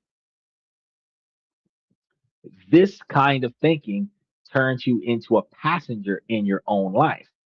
When the glass shatters, all you can do is blame whoever dropped it. Mind over matter. That's a good saying, but it's more like first person accountability and taking responsibility for the shit that's around you. I can say it is mind over matter when it comes to controlling what you allow to happen instead of winging it as things happen around you. But I do believe that it is more to the magnitude of first person accountability and taking responsibility. Because take for example, I got to work late because of the traffic, but you also left late. Very few people who get to work late can say that I left 2 hours before I was supposed to be at work to take a 45-minute drive to get to work, and I still ended up being 30 minutes late for work. Usually, you know that it takes you an hour to get to work.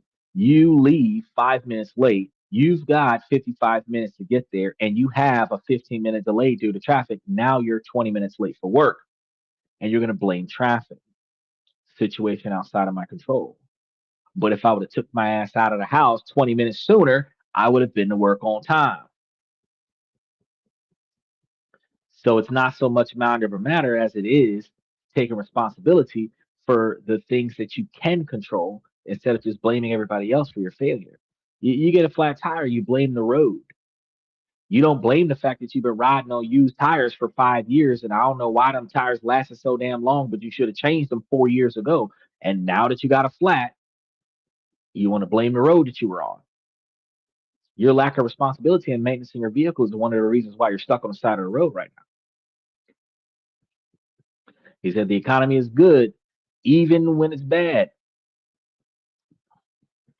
Well, yeah, because the only time the economy is truly bad is when people stop spending money. And when people stop spending money, companies stop opening doors. And when companies stop opening doors, employees stop coming to work. And when employees stop coming to work, employees stop having money. That's when the economy is truly bad.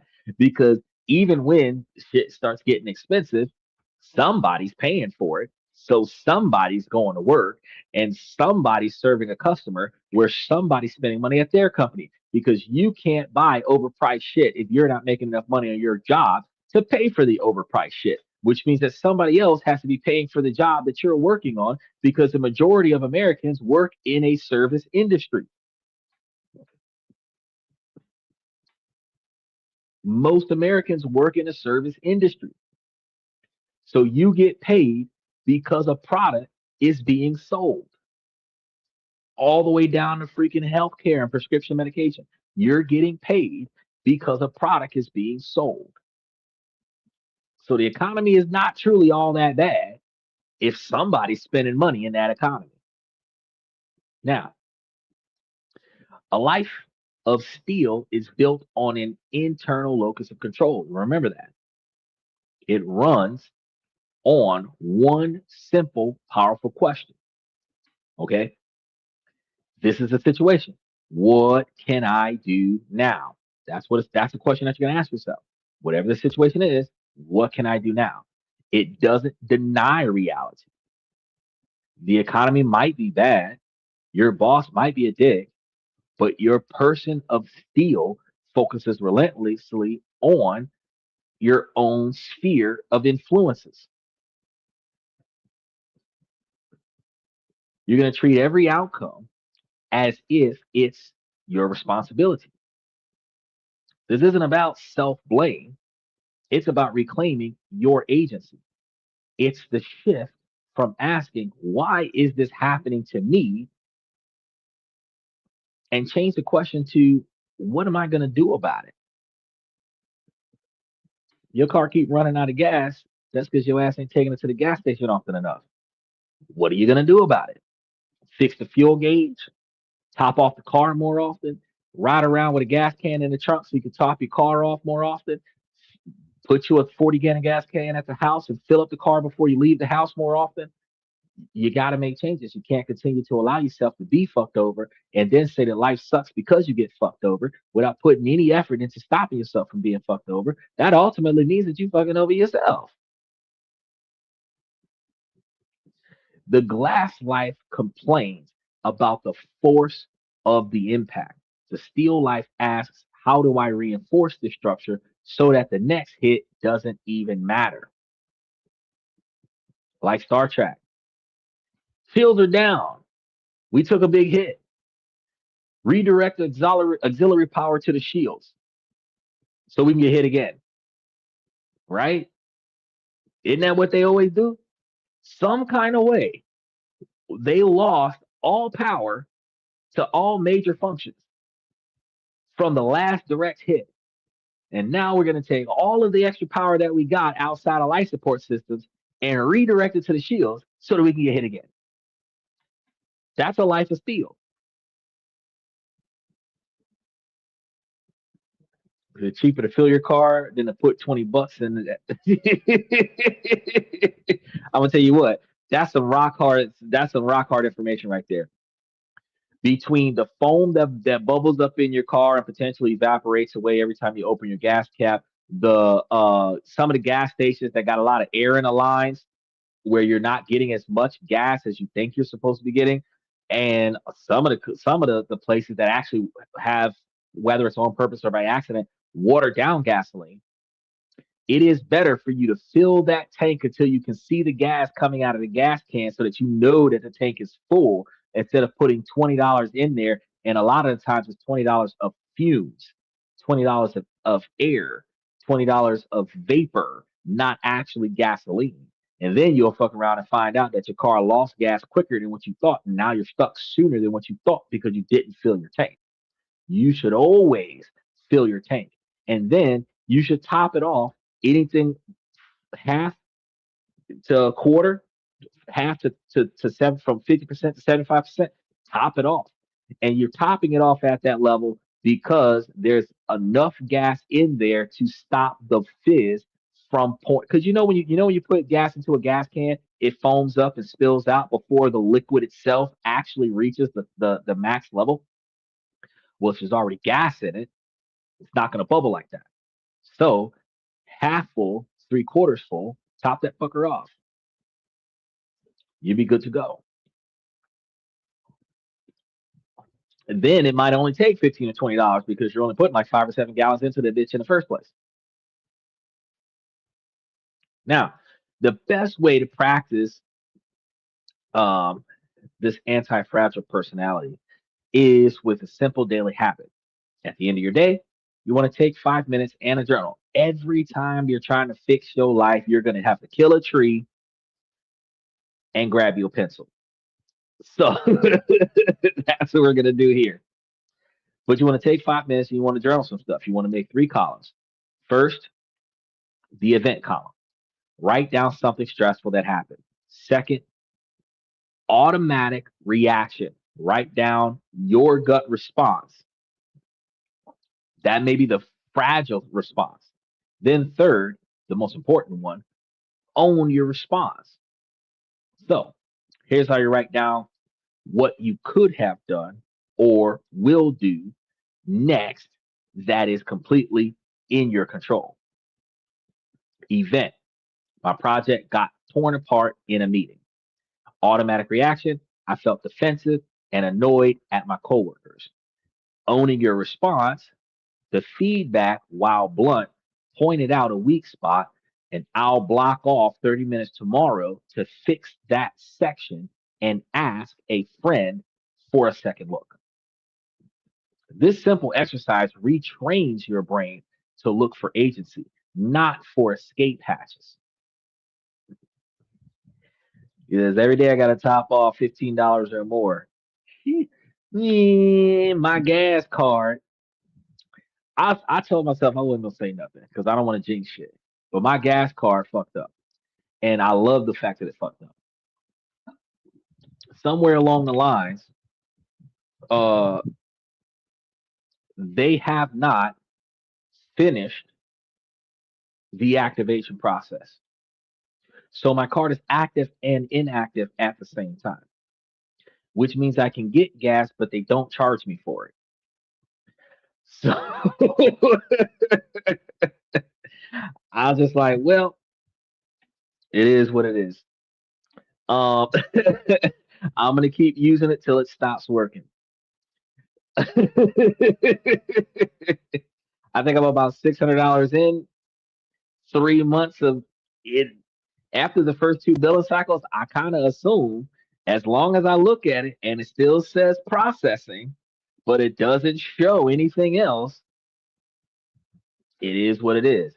It'll either bounce back on me eventually, and they'll actually find it and fix it, or the transactions will never actually attach to the account that's attached to my bank account, and I'll never get charged.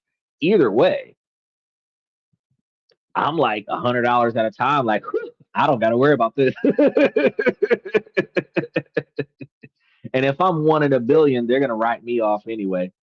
It's not a problem in life, but how you cope with the. So it's not the problems in life, but how you cope with the situations that matter. Yes, that's true, but not just how you cope with it. Because yes, while that is exactly true, how you deal with the shit that happens in your life is more important than the shit that happens in your life. But how do you change your life so that when that shit happens again, you're ready for it? You go to an exam in college, you don't have a paper, a pencil, or Scantron. You got to ask people around you for paper, pencil, and Scantron. It's very embarrassing, right? No matter how old you are, it's very embarrassing to literally be unprepared in a room of hundreds of people, right? And they know that you're unprepared. But the next test, you've got a pack of Scantrons, you got a pack of pencils, you know, uh, you're prepared in a situation where your pencil always breaks during a test. Now, when you take tests, you got an eraser. In a situation where you do a lot of erasing during a test, in the next test, you got an extra eraser. That way, you don't have the smudge marks on your test answers.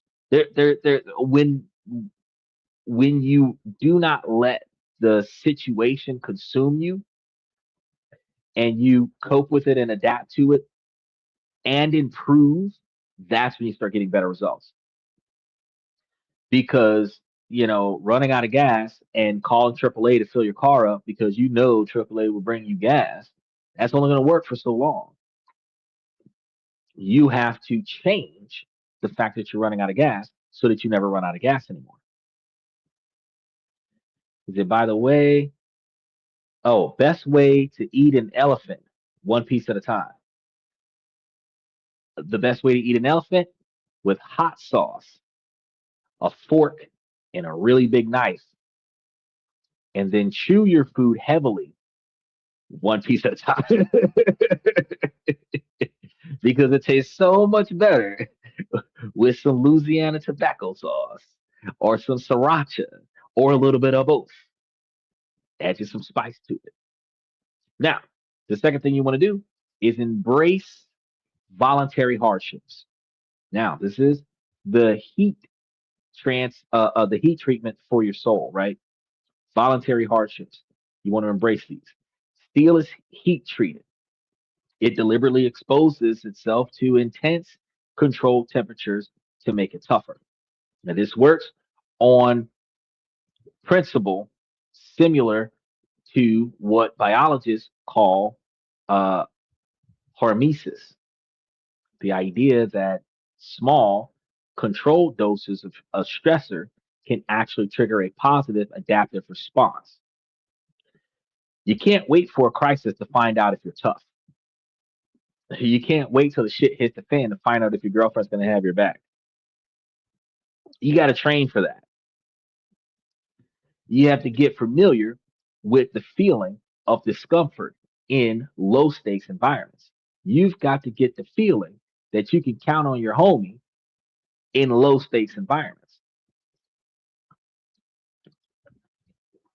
A glass life avoids all discomfort. It's all about convenience. The perfect temperature, the easiest route, the most mindless distractions. Think about this. Think about this. In modern times, we no longer use traditional roadmaps. We GPS that shit. We Google that shit. If we can find the address, we copy and paste the address into Google Maps and have Google Maps tell us how to get there. We may drive there on a regular basis and still don't know how the fuck to get there. Without the GPS, if internet died, if your phone went off, you have no fucking clue how to get to where you're supposed to go because we're too codependent on an external source.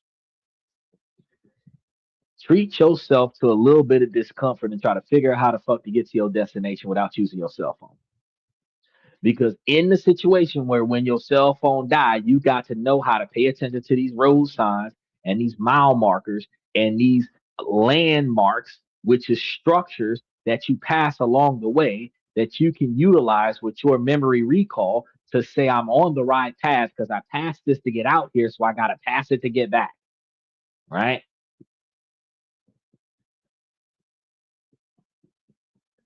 This creates a dangerously low tolerance for the genuine hardships of life when you are taking the easiest way to accomplish everything.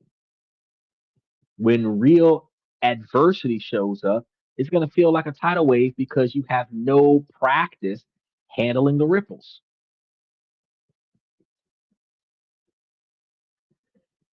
Is it roadmaps prior to GPS? Yeah, I know. I know. And in between roadmaps and GPS, we had MapQuest where you could print out the directions. But even with MapQuest, you had like 30 pieces of paper that told you which street to make a turn on to get you where you had to go. And now we just GPS to get where we got to go.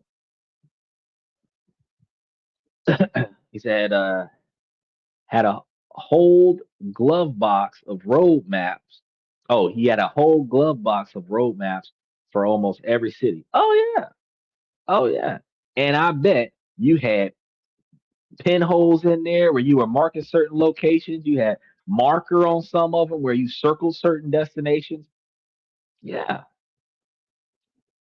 You had some with like Sharpie drawn into it to show you exactly which path you were supposed to head. I know.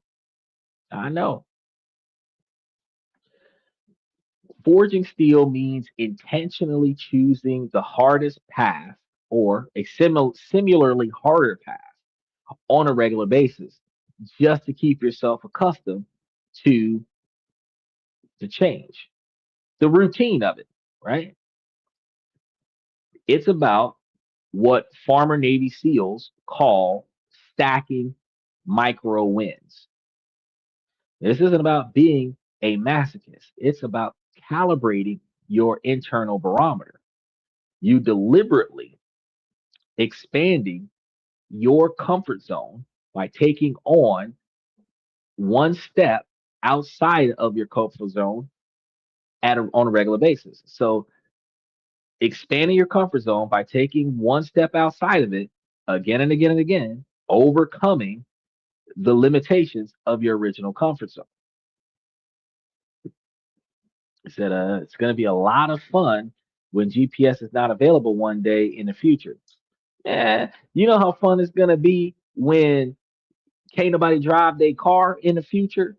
Fuck GPS. The car turns off when your vitals aren't right. You know how I'm gonna be in my 19 something or other and weaving through traffic with everybody's car shut down and mine still running on fuel. Everybody else got an electric car and I'm out there paying thousands of dollars for a gas car so that I can be out on the road. The GPS made driving a big rig so much easier. Of course. And autopilot is going to make driving a rig so much easier.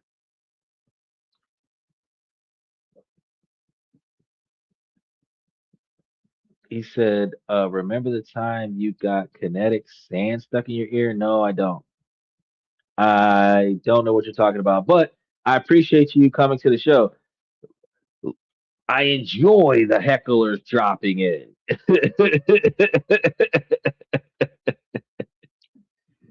uh, stay blessed. One love, Ja Rastafari. Okay. Ninja, special shout out to Ninja.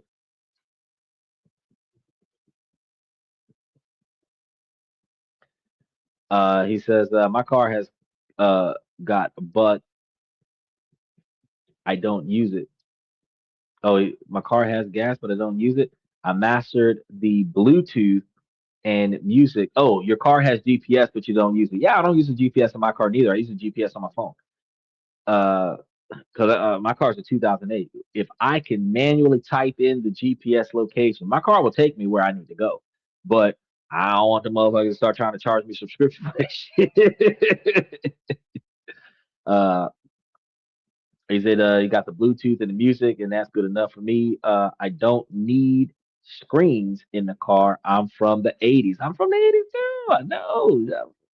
You younger than me though.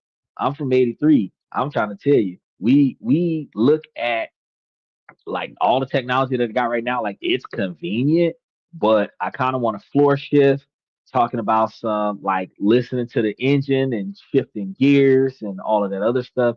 You know, you get your little bit of music, but regular Pioneer radio, the Bluetooth the music to their stereo, and just bump your jams and shift your gears. That's really all you need, right? In a life where you don't have a mandatory destination with a limited period of time, we'll get there when we get there and we'll figure it out by riding around until we get tired of riding around. Then we ask somebody for directions. But living a life where you got to get there in a short period of time, it's like GPS that shit. That's the fastest way we don't make mistakes.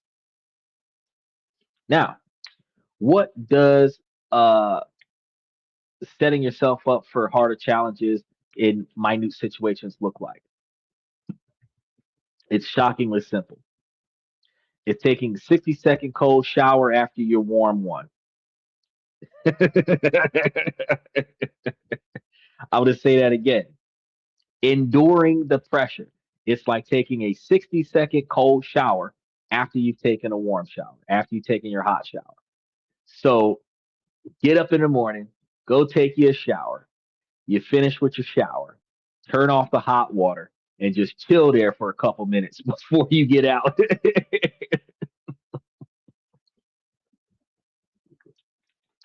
This is wild. But if you were in a situation where you didn't have hot water, you'd be ready for it because you condition yourself to take it. It's choosing stairs instead of an elevator. It's doing that workout that you really wanted to skip. It's forcing yourself to read a challenging book for 15 minutes without your phone nearby. It's doing the one task that you've been dreading first thing in the morning. Each of these small doses of voluntary hardships is what you need to see yourself do better because of the shit that you put off for weeks, months, and years. If that's the first thing you do when you get up, one, it's done, so you don't got to look at it anymore. And two, if you can get through that, you can get through anything else for the rest of the day. He says, so we will have to repair our own car, but it'll be so complicated that nobody will do it. Yes, if you buy a car after 2021, the newer the car is, the harder it's going to be to fix it.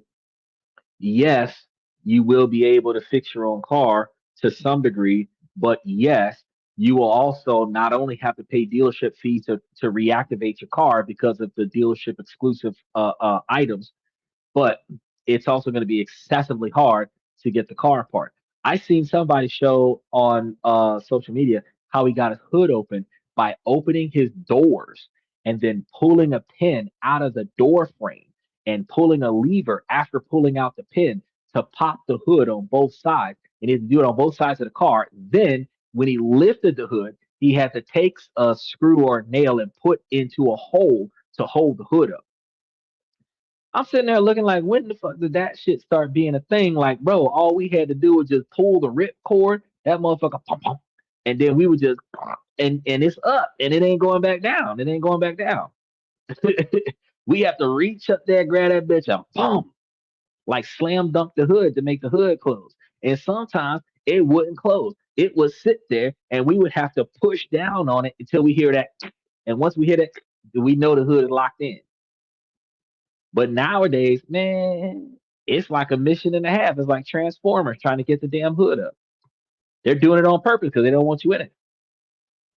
These are the best times in life is when I have gotten lost. Not gonna lie to you, I can agree with you on that 100%. No modifications needed. Will all the old junk cars double in value? No, they're not going to double in value.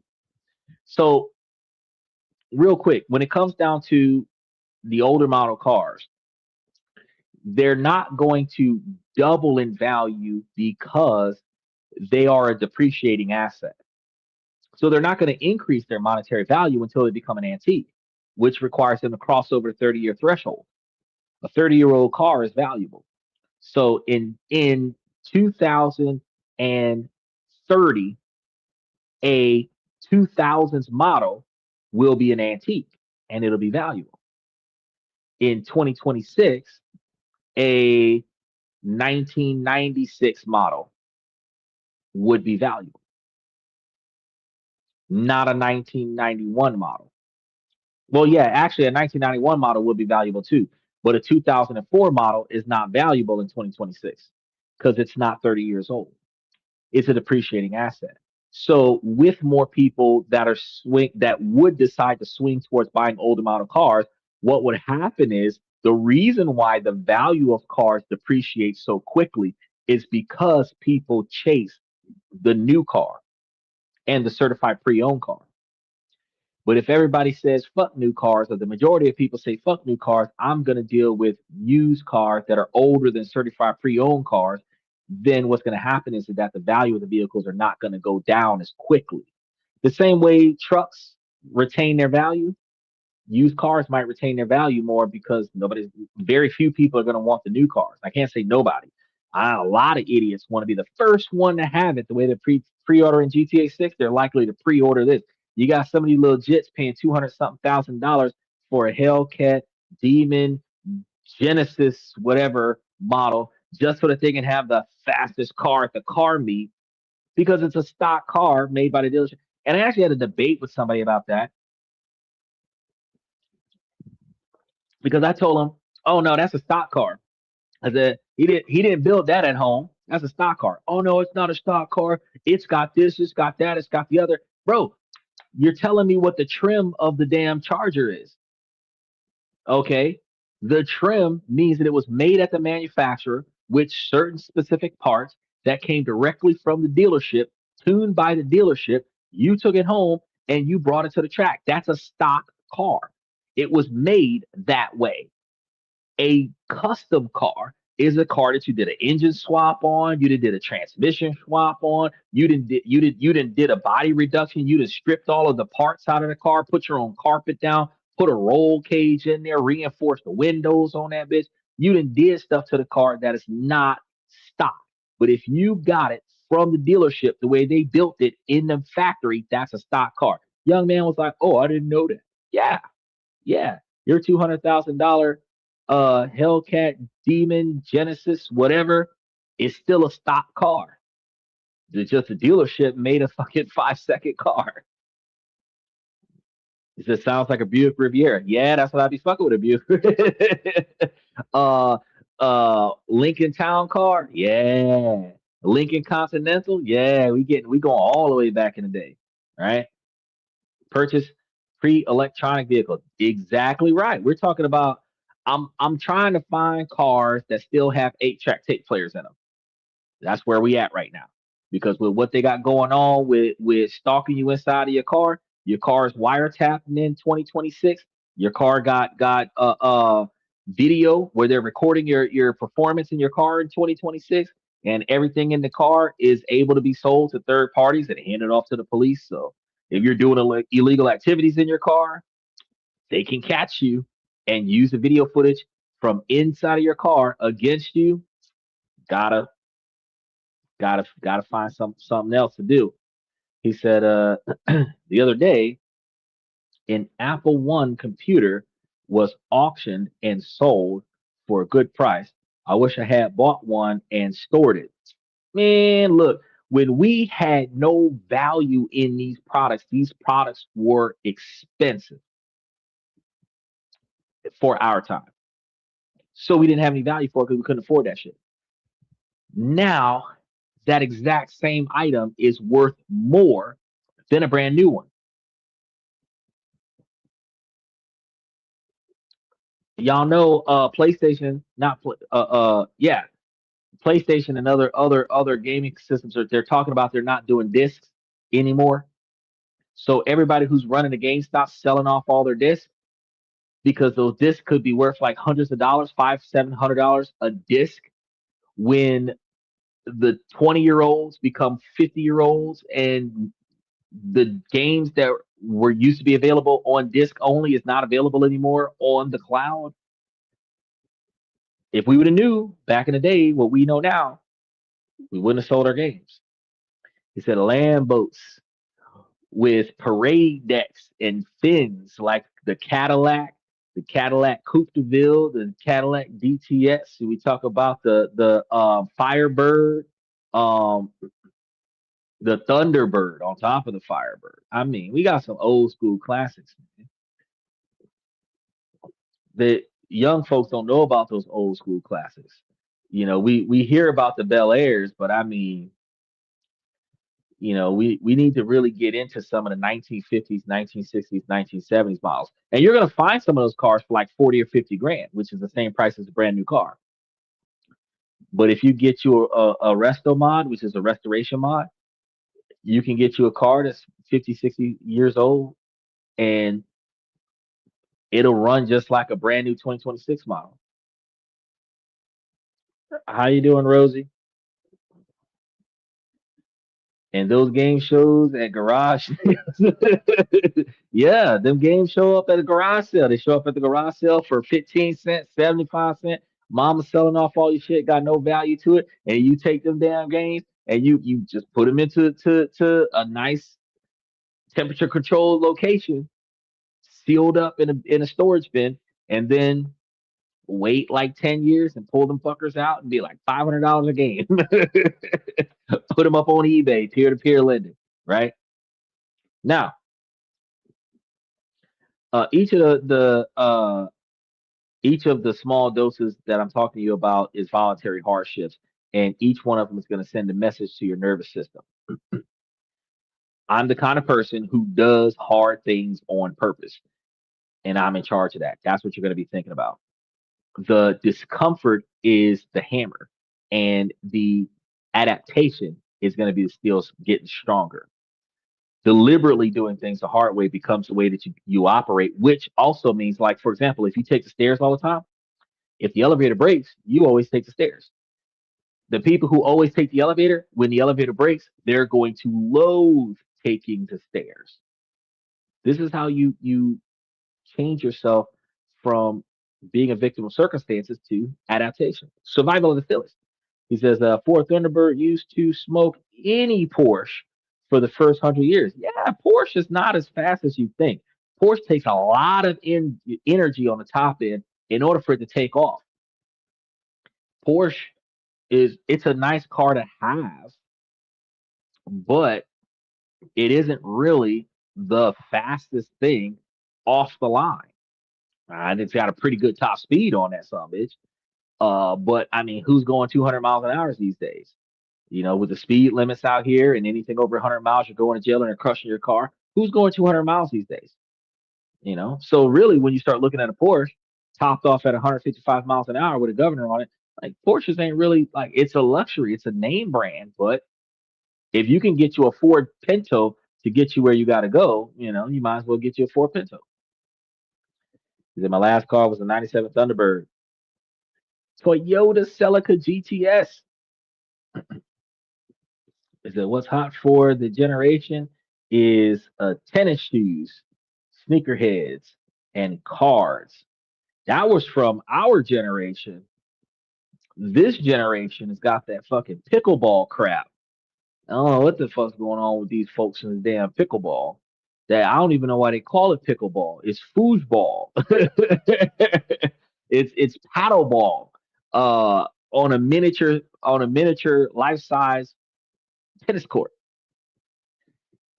But they call it pickleball. Where the fuck does the pickles come from? They calling it pickleball. There's no pickle involved in the game, right?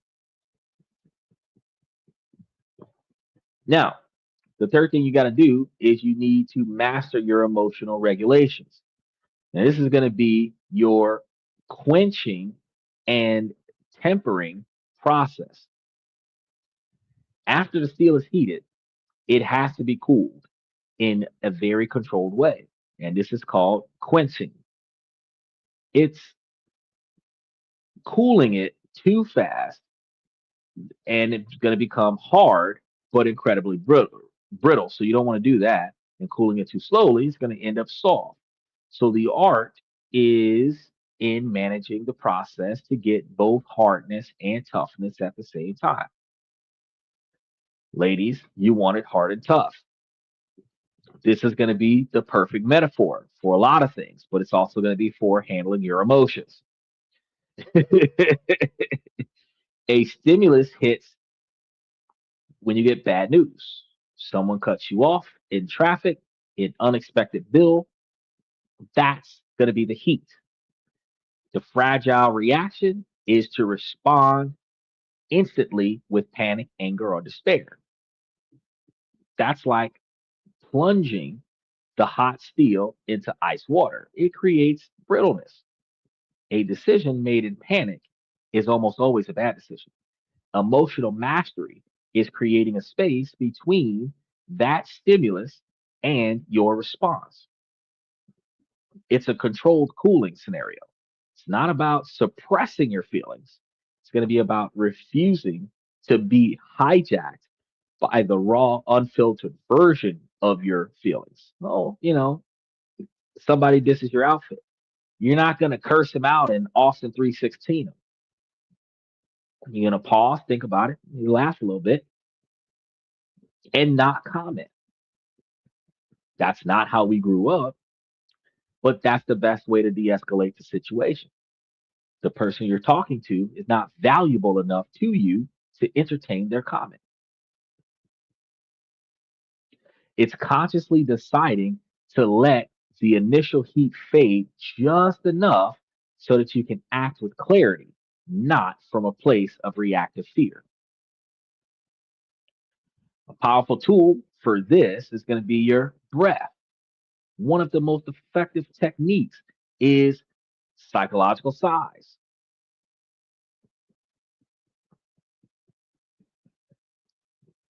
This is something that research has shown to be rapidly calming for you. We have psychological, but we also have physiological size work as well. That's hard to do. How do you work there?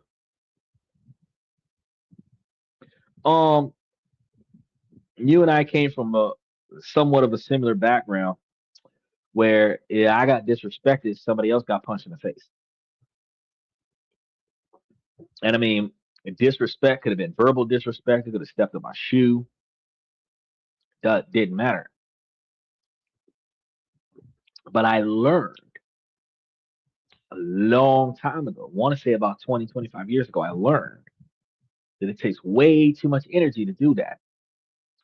Now in 2026, everybody's waiting to pull out a video camera to record you acting irresponsibly, to record you acting immature, to record you doing something that devalues you as a person in society.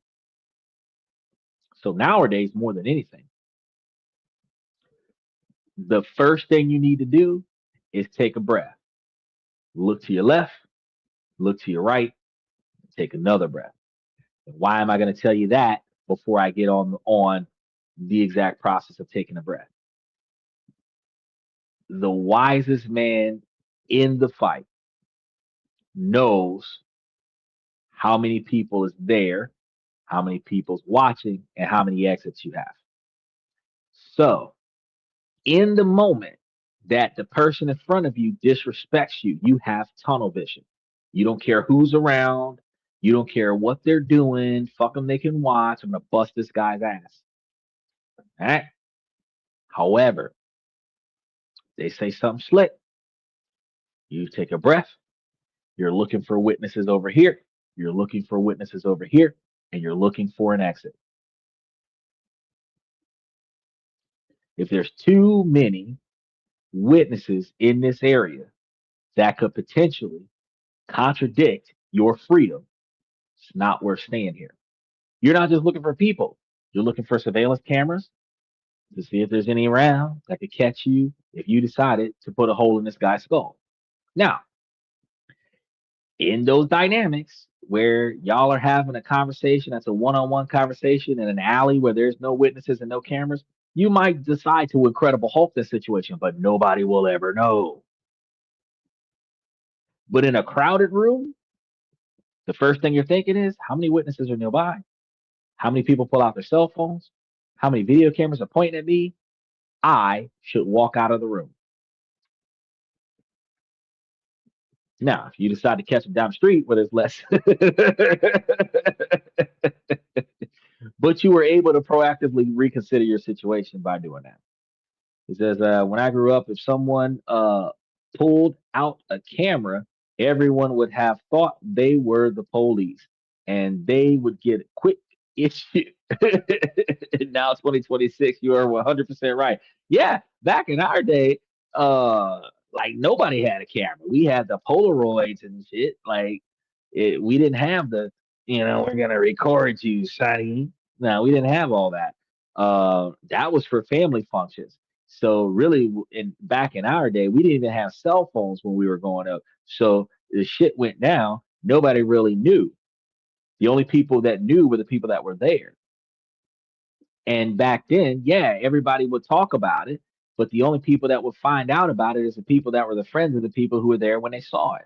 So unless you have a close knit school where everybody's telling everybody who's telling everybody, and both of y'all lost the fight because half of the people are going to talk about you won it, and the other half of the people are going to talk about the other guy won it, and they're just going to keep talking about how both of y'all got y'all ass whooped by the other person, so that y'all can go and fight again.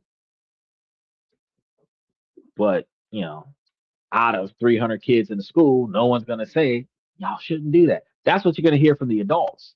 You're not going to hear none of the other kids like, man, hey, let's just work this out. Right? I'll give you my fruit roll up. Let's just work this out.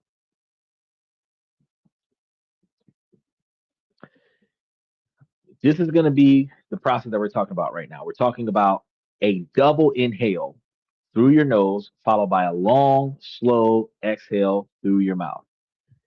But even simpler, controlled breathing works wonders. When you feel the spike of anxiety or anger, that rush of heat, your only job is to create a 4-second pause. Don't act, don't speak, just breathe. Inhale slowly through your nose for 4 seconds, hold it, and exhale slowly through your mouth for 6. And the reason why you're doing it in through your nose and out through your mouth, because if you do it in through your mouth, you might start hyperventilating. We don't want to do that. You do this twice, and this is a simple action that is like a psychological circuit breaker, engaging your body's natural braking system. It doesn't solve the external problem that is pissing you off, but it does give you your rational mind back.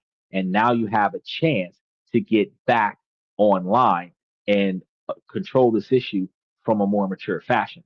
It's the controlled cooling that stops you from making a brittle, fear based decision that could crack your life open. And why would we say that it's a fear based decision? I ain't afraid of shit. Wrong.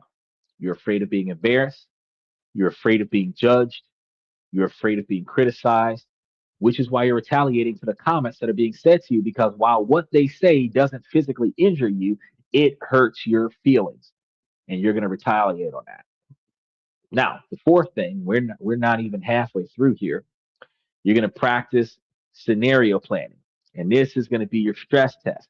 Before a steel beam goes into the skyscraper, it's getting tested. Engineers hit it with way more force than it will ever face in the real world to understand its breaking point and to be sure of its integrity. They don't do this because they expect it to fall. They do it so that they know that it won't fall. And you need to do the same thing for your life. The glass life avoids thinking about negative outcomes. It magically thinks that if I don't think about it, it won't happen. And this leaves you completely unprepared, forced to improvise during a crisis when your brain is already overloaded instead of having the tools that you need to be successful. How many people have a first aid kit in their car? Most people don't. Shit happens. You're going to wish you did. Forging physiological steel means that you run drills. You mentally rehearse your response to plausible bad situations before they happen, and your responses need to be appropriately structured and semi professional responses. not dis responses, not disrespectful responses, not mic drop moment responses. This isn't about dwelling on negativity. It is about defanging the monster by looking it into the eyes. And it is about reducing the shock factor and preloading a plan so that you can see options when everyone else see is frozen panic. So here's an exercise. Once a quarter, block out an hour. Pick a plausible negative scenario. My biggest client just fired me. My car needs a $3,000 repair. A close family member has a health emergency. Now, write out your 72-hour response plan. Who are the first three people that I call? What is the very first financial action that I take? What's one thing that I can do immediately to stabilize the situation? And what's one thing that I can do to start moving forward? By running these mental drills, you're going to turn your terrifying unknown monster into a simple logistical problem. And you've already done the hard thinking while you were calm. So when the real shock comes, you're not starting from scratch. You're executing a plan like a Girl Scout. I should have said Boy Scout, but the Girl Scouts got more badges. You'll be the calmest person in the room, not because you're emotionless, but because you're prepared for this shit. It says, I learned the breathing through the nose in increasing nitric oxide in the blood allows Apache runners to escape the United States Army in Arizona and New Mexico during the Apache War. I mean, if you run fast enough, you can escape. We all seen Breaking Bad and Ozark. I mean, if you run fast enough, you can escape. Um, but it requires you to. A lot of people learn this when they're running track in high school. If you run fast enough, breathing through your nose and out through your mouth, you can find that you're going to move a lot faster than what you do when you breathe in and out through your mouth, where your esophagus gets cold and you start going hoarse. Now, these four practices, the radical ownership, voluntary hardship, emotional regulation, and scenario planning, are going to be the furnace hammer, the quenching bath, and the stress test. They're how you forge your mind into psychological steel. So if your mind is the furnace, your finances are the vault. And a fragile financial life is going to be a glass piggy bank. Might look full, but one tiny crack, unexpected bill, dip in your income, and the whole thing crumbles. Financial steel isn't about being rich, it's about being unbreakable.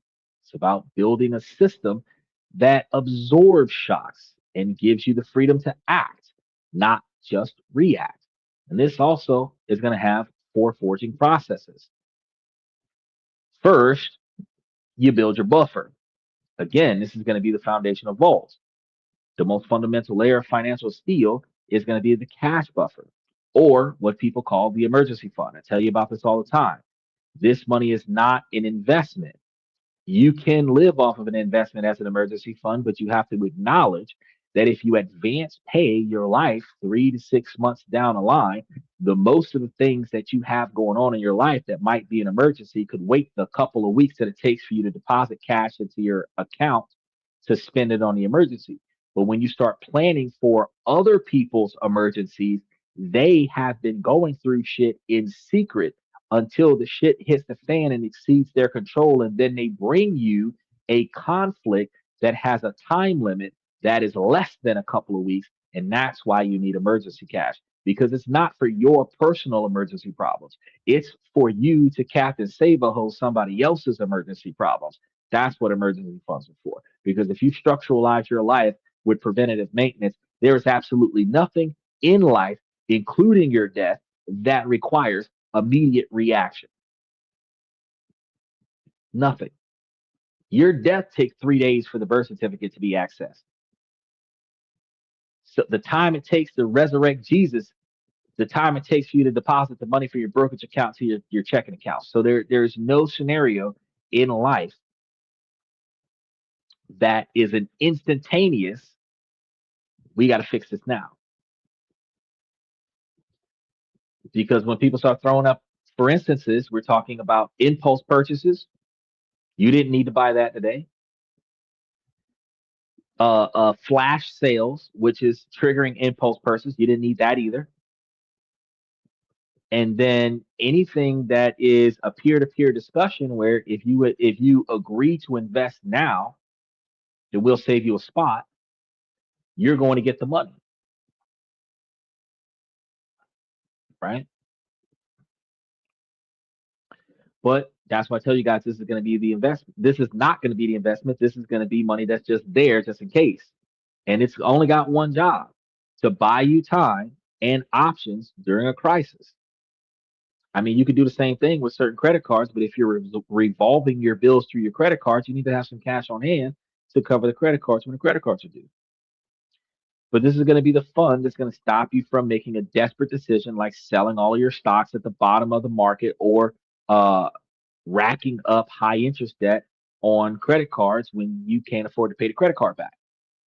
The glass life is lived paycheck to paycheck with zero buffer between you and chaos, or somebody else's chaos in a lot of situations. Every small gust of wind feels like a potential hurricane. The steel vault has a thick, heavy door. Your buffer is the door, and it's the sheer mass that absorbs the initial shock waves. So the contents inside don't even rattle. Many experts suggest a buffer of 3 to 6 months worth of essential living expenses. I recommend that you advance pay that 3 to 6 months of living expenses and buy you some extra groceries along the way so that you're prepared when shit hits the fan. Now, since the number can feel huge, let's start with something small. First milestone is going to be a crisis fund, maybe $1,000, $2,000 at the most. That amount alone is enough to keep most of life's little annoyances, like a flat tire, broken dishwasher, from turning into a full blown financial disaster. Now, of course, the exact number is personal, but if you have an unstable income or living in a high cost area, you might aim for more, but the principle is still going to be the same. The action here is simple, automated. Calculate 5% or 10% of your income and set it up for automatic transfer. And you want to transfer it to a separate high yield savings account the day that you get paid. Don't even let the money hit your mind or let it settle into your main checking account. You're forging the door to your vault, one steel plate at a time. Now we're halfway through, y'all. I want y'all to make sure to like and subscribe. We're gonna get through. This is a lot of information. I think we got where we're at 40 pages. We got 46 more pages left. I think we're gonna be another 50 minutes. So mash those reaction buttons while you're here, and we're gonna have some after show information and memberships as well. Now, the second thing you want to do is you want to diversify your income, and these are going to be the laminated layers. Single job is a single point of failure. It is the definition of financial fragility. No matter how secure you think your job is, you are one person and one decision or one market shift away from your income going to zero. So you want to think of Damascus steel, famous for its strength. It was made by folding and forging different types of steel together, creating thousands of layers. It's what we want for our income. Each new income stream you build is another layer in your financial armor. If a crack appears in one layer, the others hold the whole structure together. This doesn't mean that you need to go out and build a second business tomorrow. You just want to start small. The goal is to just provide the concept and prove that this can be done. What's one skill that you have that someone would pay for? Write down what it is, organize it, design, coach it, and then fix things. If these are the things that you got going on, writing, organizing, designing, coaching, fixing things, event planner, whatever it is, babysitter, dog sitter, cat sitter, adult sitter, wife sitter. I don't know. R. Kelly did a bad job with that one. Either way, go and create your profile on a freelance site. Take on one tiny project at a time, even if it's just for 50 bucks. The point isn't the money at first. The point is to prove to yourself that your main job is not your only source of value in the current world. Woo. And from there, you can explore the layers: dividend income, digital projects, rental income, affiliate marketing. The more independent layers that you have, the more your risk is spread out. And the harder your financial life is to break, the better things are for you. Third, you want to go to your engineer optionality. And this is the power pivot. The real purpose of the money isn't buying more stuff, it's buying more options. Optionality is the freedom to make choices, especially when you feel like your back is against the wall. A buffer and diverse income that you give uh, breathtaking room. Optionality is going to be what you do with the breath that you get from the diverse income. It's going to be the ability to say no to a toxic boss, the freedom to say yes to a risky but exciting opportunity, the capacity to move to a new city, or the ability to take 6 months off to learn a skill that could change your entire career. Glass is rigid.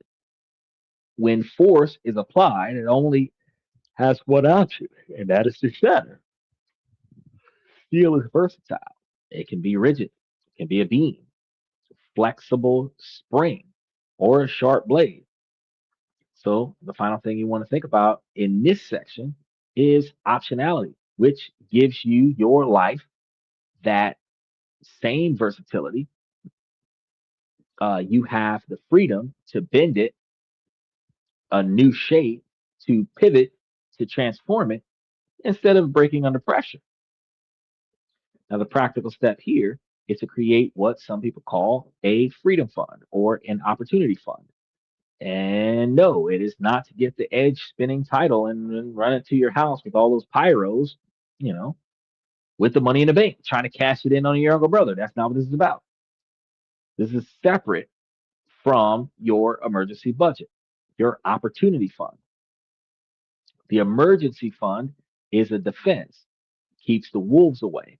The opportunity fund is for offense, lets you go out and hunt. You start finding this after your buffer is sold. So you want to fund this after your buffer is sold. And this is the cash that you use to take calculated risks, investing in a high value course, putting a down payment on a rental property, or seeding a side business are other ways to experience this. Now, this is the fund that turns unexpected shocks into game changing opportunities. Now, fourth, you can transfer catastrophic risks. These are going to be your external reinforcements. Even the strongest vault in the world has external safety systems, fire suppression, seismic dampeners, alarms. You wouldn't build $1 billion vault and then say, I'll just self insure against an earthquake.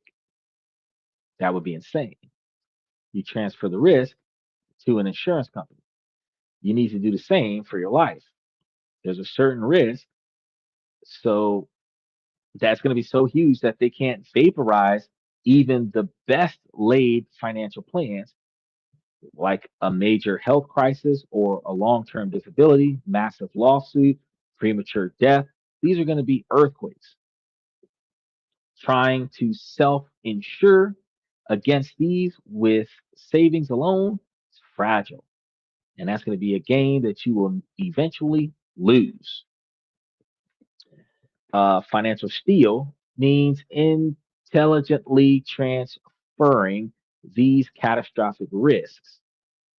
And this is what insurance is for: health insurance, disability insurance, life insurance, and liability insurance,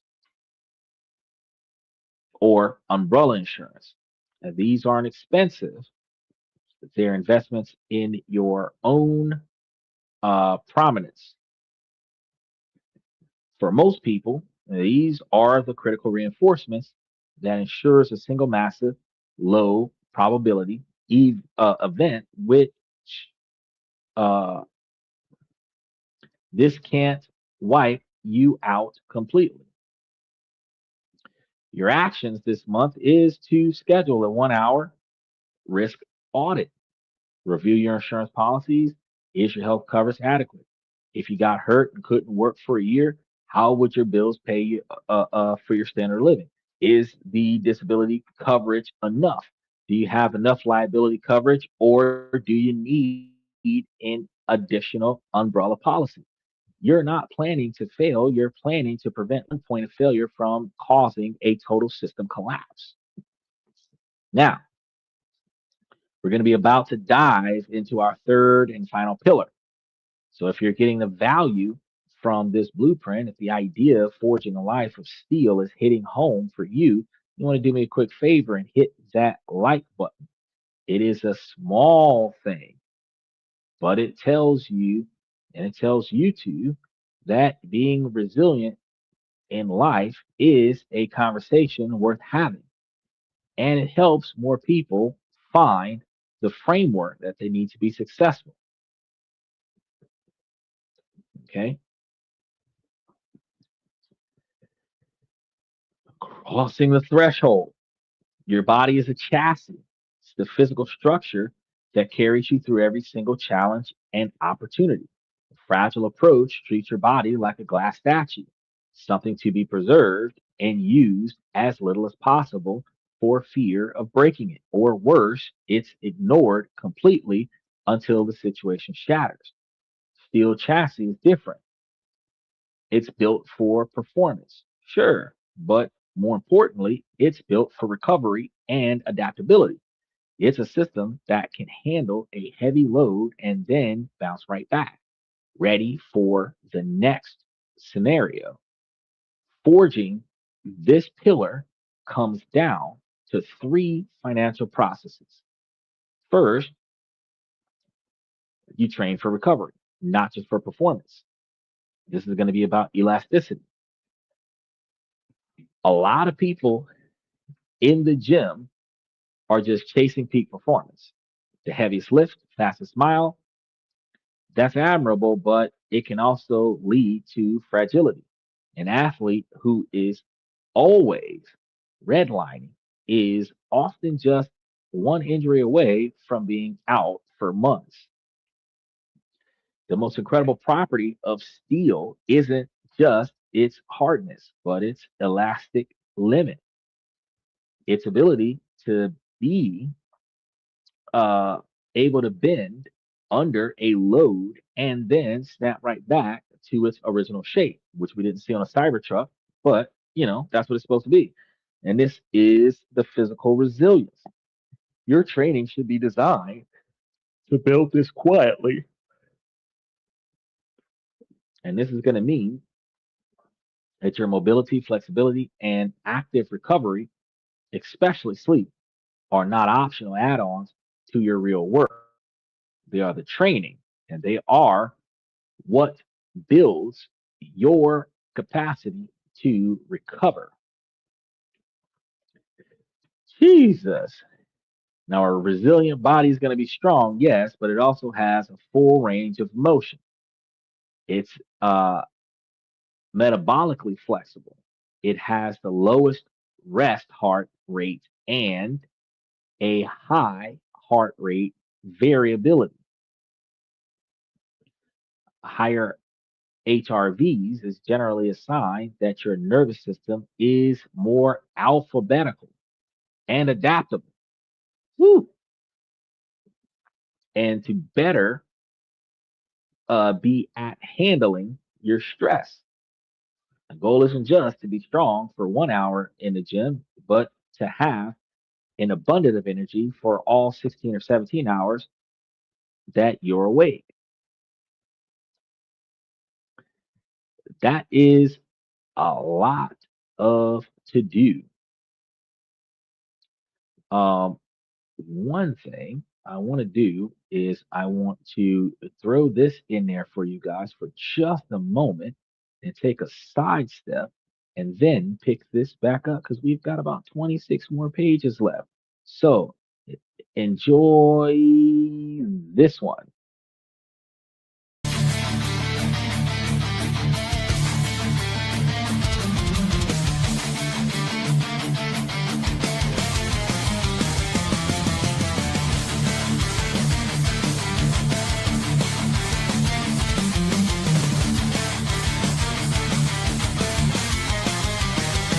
They say boundaries, I say expectations. Clear communication, no more hesitations. My life is a business, my mind is a CEO. Filtering out the noise, letting quality flow. Non-negotiable, that's how I live. No room for weakness, nothing to give. If you can match my energy, then you can stay. My standards are high, and that's just my way. Sophistication isn't just about how you dress. It's about the mindset, the internal success. Clean your environment, clean your mental state. Surrounding yourself with winners, that's how you navigate. Non-negotiable, that's how I live. All right. Okay, I appreciate you with your patience with that short sabbatical. I had so much to drink, I had to make room for some more to drink. And like I told y'all, we had got the ginger ale. I'm trying to muscle through this one without caffeine. I'm trying to tell you. We went through a lot of stuff today. We had 2 hours and 38, 39 minutes. Jesus Christ. I told y'all 50. Yeah, it's more than 50. It's going to be probably another 40.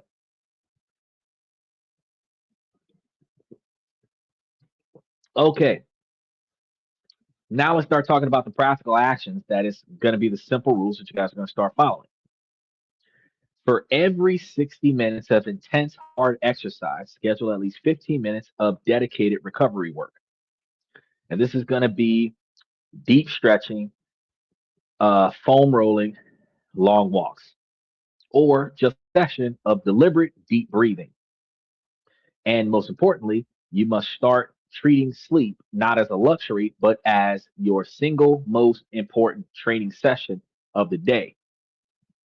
I know Michael and a lot of the old folks say, I sleep when I'm dead.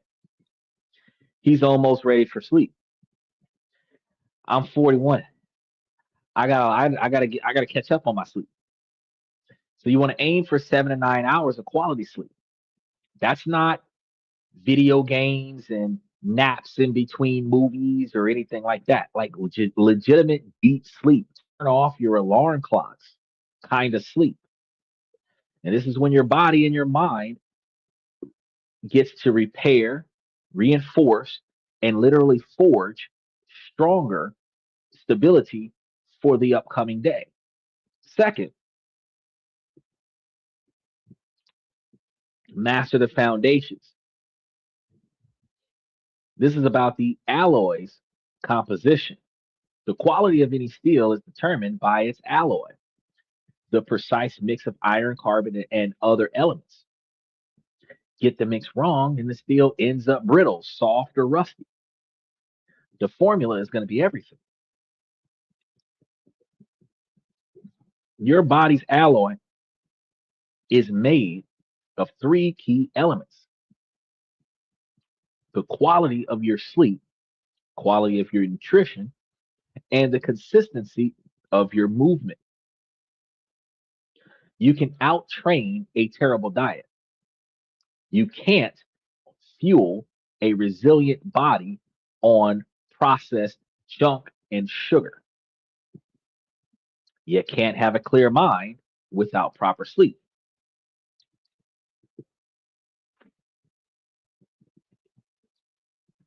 So, a glass life runs on convenience, fast foods instead of cooked foods, sugary drinks, minimal movement, late nights powered by caffeine, and doom scrolling.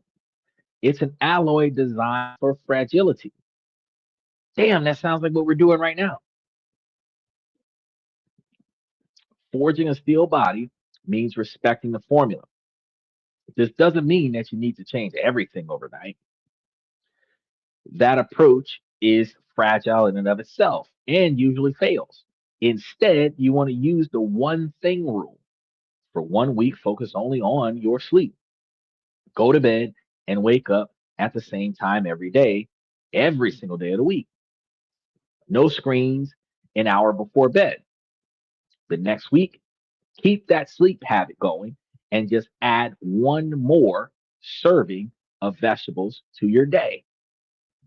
The week after that, keep those two things happen and then add a 20-minute walk to it. You are slowly, deliberately, and permanently changing the composition of your alloy. If you've got a dog, makes it easier for you to do that walk because instead of taking your dog right outside to go to the bathroom nearby the house, you decide to take your dog 5 blocks down the street, see what's down the street. And 5 blocks down the street turns into a 30-minute walk. You're building unbreakable habits that compound over time into a body that's hard to break. Third thing you want to do is weaponize your focus. This is your cutting edge. And this final process connects our physical pillars right back to our psychological pillars. Why do we do all of this? Why bother with sleep, nutrition, and recovery? Yeah, for long term health.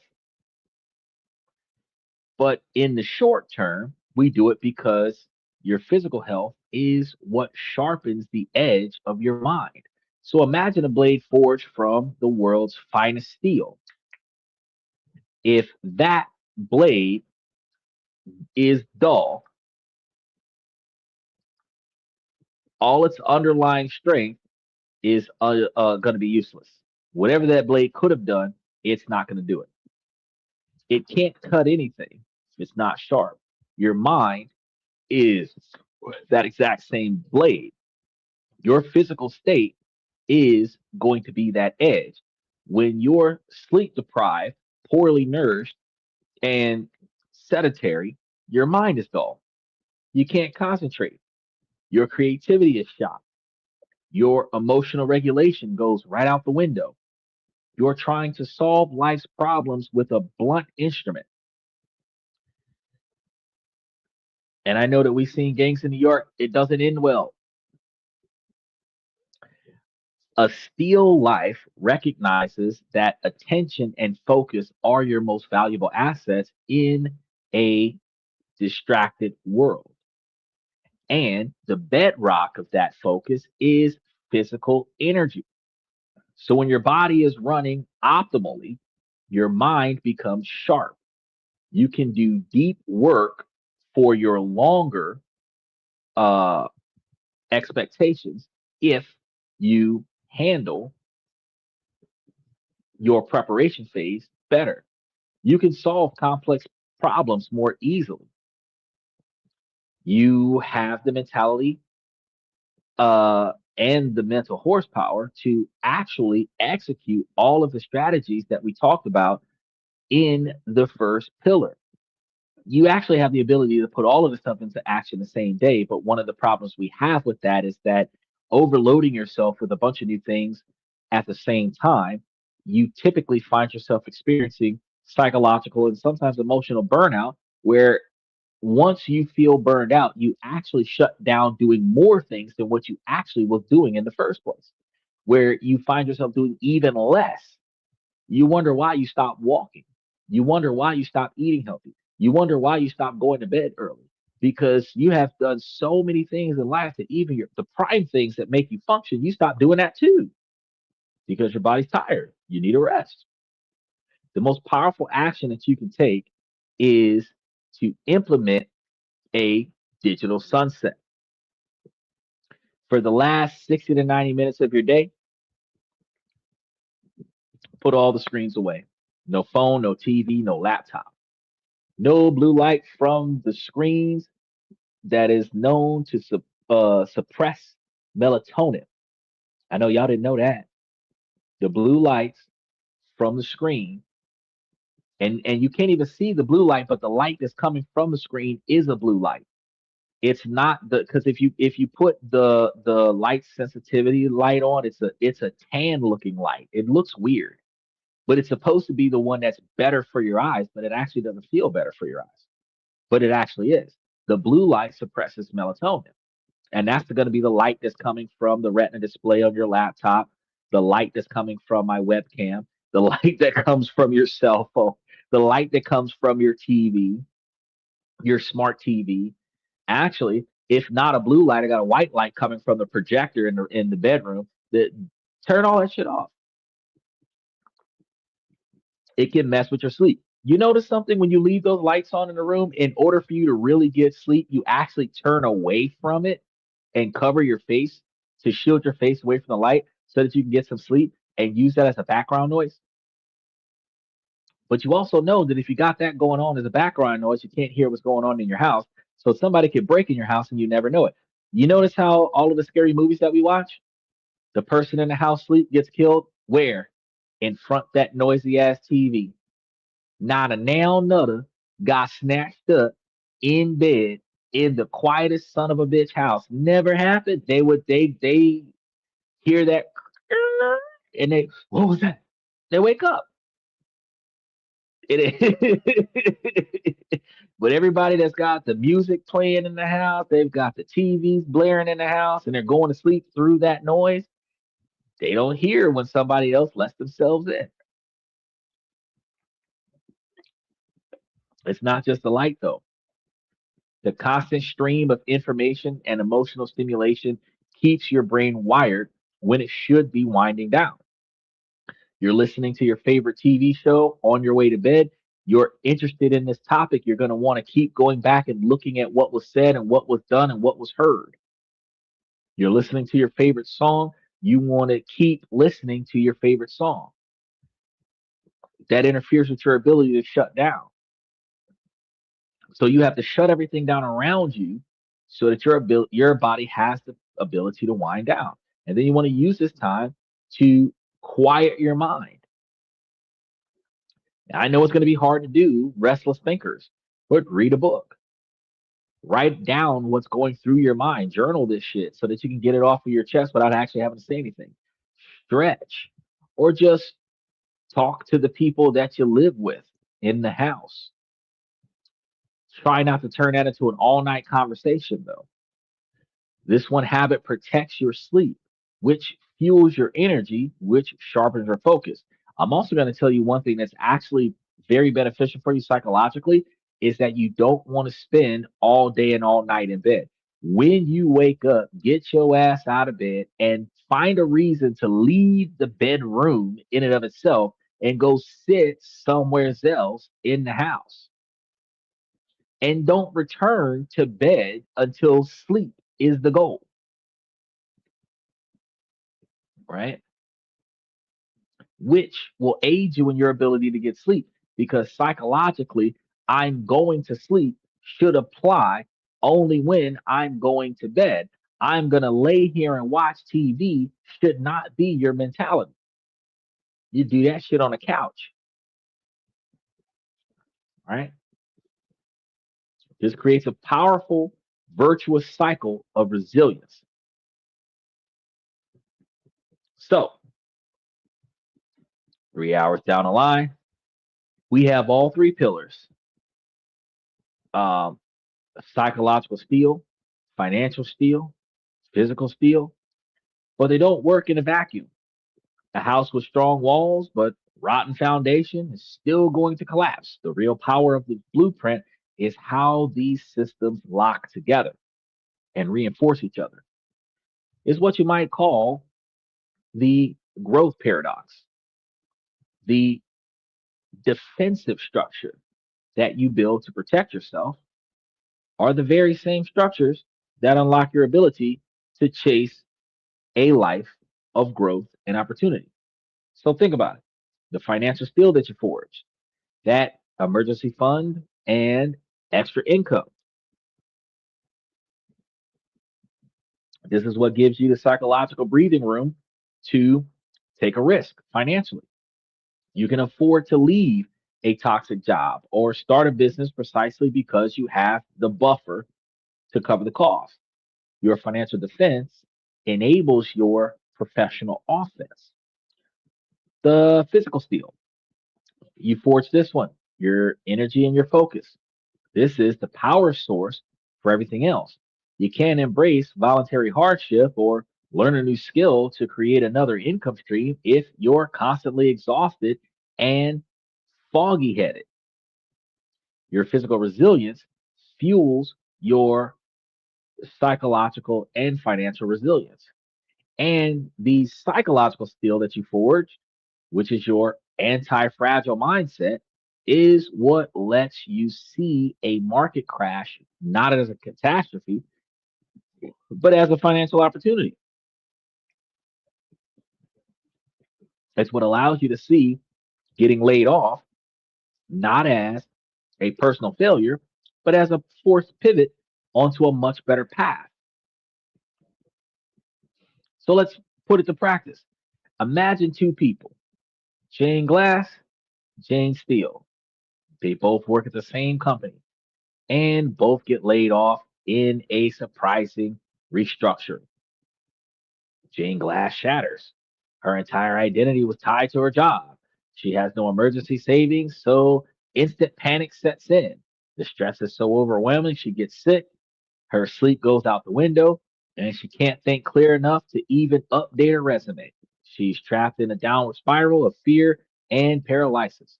Jane Steele bends a little bit. She doesn't break, though.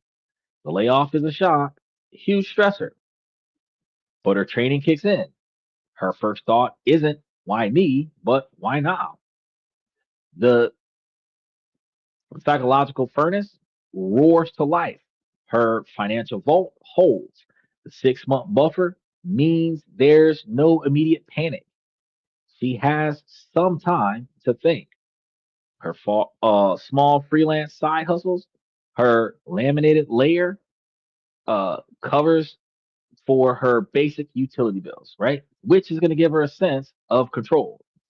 Her physical chassis is going to be strong. She keeps up with her workouts and protects her sleep because she knows her energy and clarity are her greatest assets right now. For Jane Steele, the shock of the layoff becomes a catalyst. It's clear the path for her to pursue a better opportunity is already been thinking about months ago, something that's been lingering that she's never taken action on. But because she no longer has a job, she no longer has a reason to not take action on it. The shock didn't break her, liberated her. So that's going to be your blueprint. I know it took us like 3 hours of some change and a commercial in order to get through it. We've talked about forging psychological steel through ownership, voluntary hardships, emotional regulations, and scenario planning. We've covered financial steel with buffers, diversification, optionality, and risk transfers. And we've covered physical steel by training for recovery, mastering the foundations, and weaponizing our focus. But look, This isn't a one-time fix. It's not a checklist that you finish and forget. It is a lifelong practice of forging.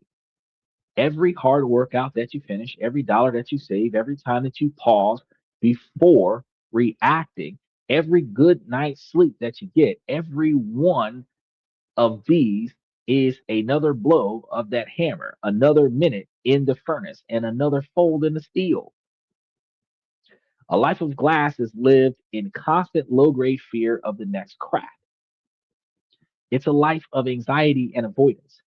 A life of steel is lived with a quiet confidence that you can handle the impact, not that the impacts won't come, because they will, but you will have the strength to withstand them, the elasticity to bend and snap back, and the anti fragile mindset to maybe even use their energy to become something greater than you were before. The blueprint is yours. The forge is ready. But what you've got to do now is go and build it. Now, if the blueprint resonated with you, you've hung out with me for the last 4 hours. If you haven't done so already, make sure that you subscribe and turn on those notification buttons, because our next conversation will be about applying these principles directly to building an anti fragile career in an age of uncertainty. And before you guys go, I want to make sure that you guys have the opportunity to leave some comments with a small piece of steel that you're going to commit to forging this week, because it would be very interesting to know where you guys decide to make changes as improvements as life goes on. Now, I got to tell you, I thought it was going to be long. I didn't think it was going to be that long. When I crunch out this research, I'm like, man, they're going to love this. And then somehow I get into a strawman topic that's like 5 hours later. But I love it. I love it. I enjoy this. And what I enjoy better is the fact that I have the financial freedom to not have a limit to what I do. And I gotta call it quits sometimes, but a lot of the times it's like I finish when I finish. And that's one of the parts of working for yourself that you find very liberating. So I'm almost a byproduct of exactly everything I've been telling. I had a job I didn't like several years ago before I started this podcast. And even though I was the most effective person in the company, they actually relocated me so that I could start up another flagship store for them. And yet and still they didn't show me the appreciation that I needed. And I ended up quitting the job. They gave me an opportunity to reassess my situation. And I took that opportunity, and now I work for myself. Not everybody does this. A lot of people try, and I still get calls from people, hey, do you want to work remotely? No, I already work remotely for myself. This is how I make money for me. So, it prevents, because a lot of other people go and work for somebody else, and you're still in that same rut. You still have performance requirements, you still have set schedules, you still have to be at a specific place at a specific time, doing specific quantities of work. There is no um there's no salvation for you in that stuff. So I want you guys to really take the time to really think about what we talked about today, and really think about how you're going to apply that, because it is true. Once we reinforce our abilities to be more successful, we'll find ourselves more successful. Now, how successful is more successful? That really depends on the person, the effort, and the timeline. But that's all I got for you guys for today. I'm going to start by saying, ladies, as long as the situation doesn't make sense, I'm going to keep asking you, ladies, to make it make sense. So, ladies, please make it make sense. Fellas, I give you this information to make you guys higher value men, not just by increasing your financial skills, but also by improving your decision making skills. Your personal decision making skills directly impacts your finances. I want you guys to make sure that you take the time to Focus on the things that are inside of your control, and then change the things that you don't like. And that gives you the capabilities to navigate around the things that are outside of your control. Ladies, while this is a male driven podcast from the male's perspective, you too can make yourselves higher value women by prioritizing your 20 and 30-year plans, reverse engineering that's what you have to do today to accomplish it, and then keep your eyes and ears open for the potential suitor with the right personality, characteristics, drive, ambition, dedication, motivation, inspiration, and integrity to accomplish their own goals. When you pay attention to their goals and see how their goals mesh well with your goals, you can determine while y'all don't need to have the exact same goals, that your goals are headed in the same direction of long term satisfaction. As long as you both are headed towards long term satisfaction and not short term gratification, you guys will be successful together and be able to accomplish each other's goals a whole lot faster. And I tell you guys every night of the week that two people can make it to $1 million faster than one. It just requires both of you to be motivated and dedicated to accomplish similar goals. Now, I want to thank you guys again. I want to give special shout outs to FX Trader, Omni81, Danny Steffen, Michael, Steven, OG Kicks. I really appreciate y'all for coming to This and That. I'm your host, Andrew, where we talk about this, that, and everything in between. And I will see you guys.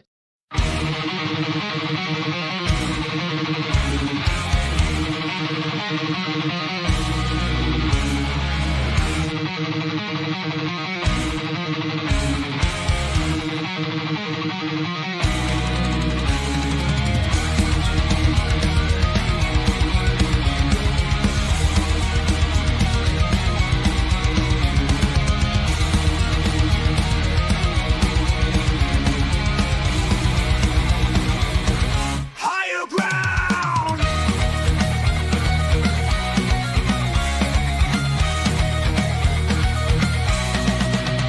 Used to chase validation, now I validate myself. Building inner strength, putting doubt upon the shelf. No more unnecessary drama, no more wasted time. Climbing higher, constantly making my own climb.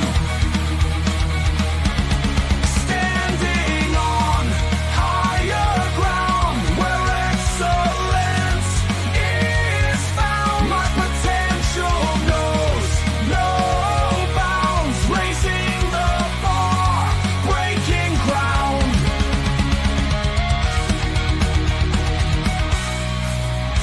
My network is my net worth. Choose your company wise.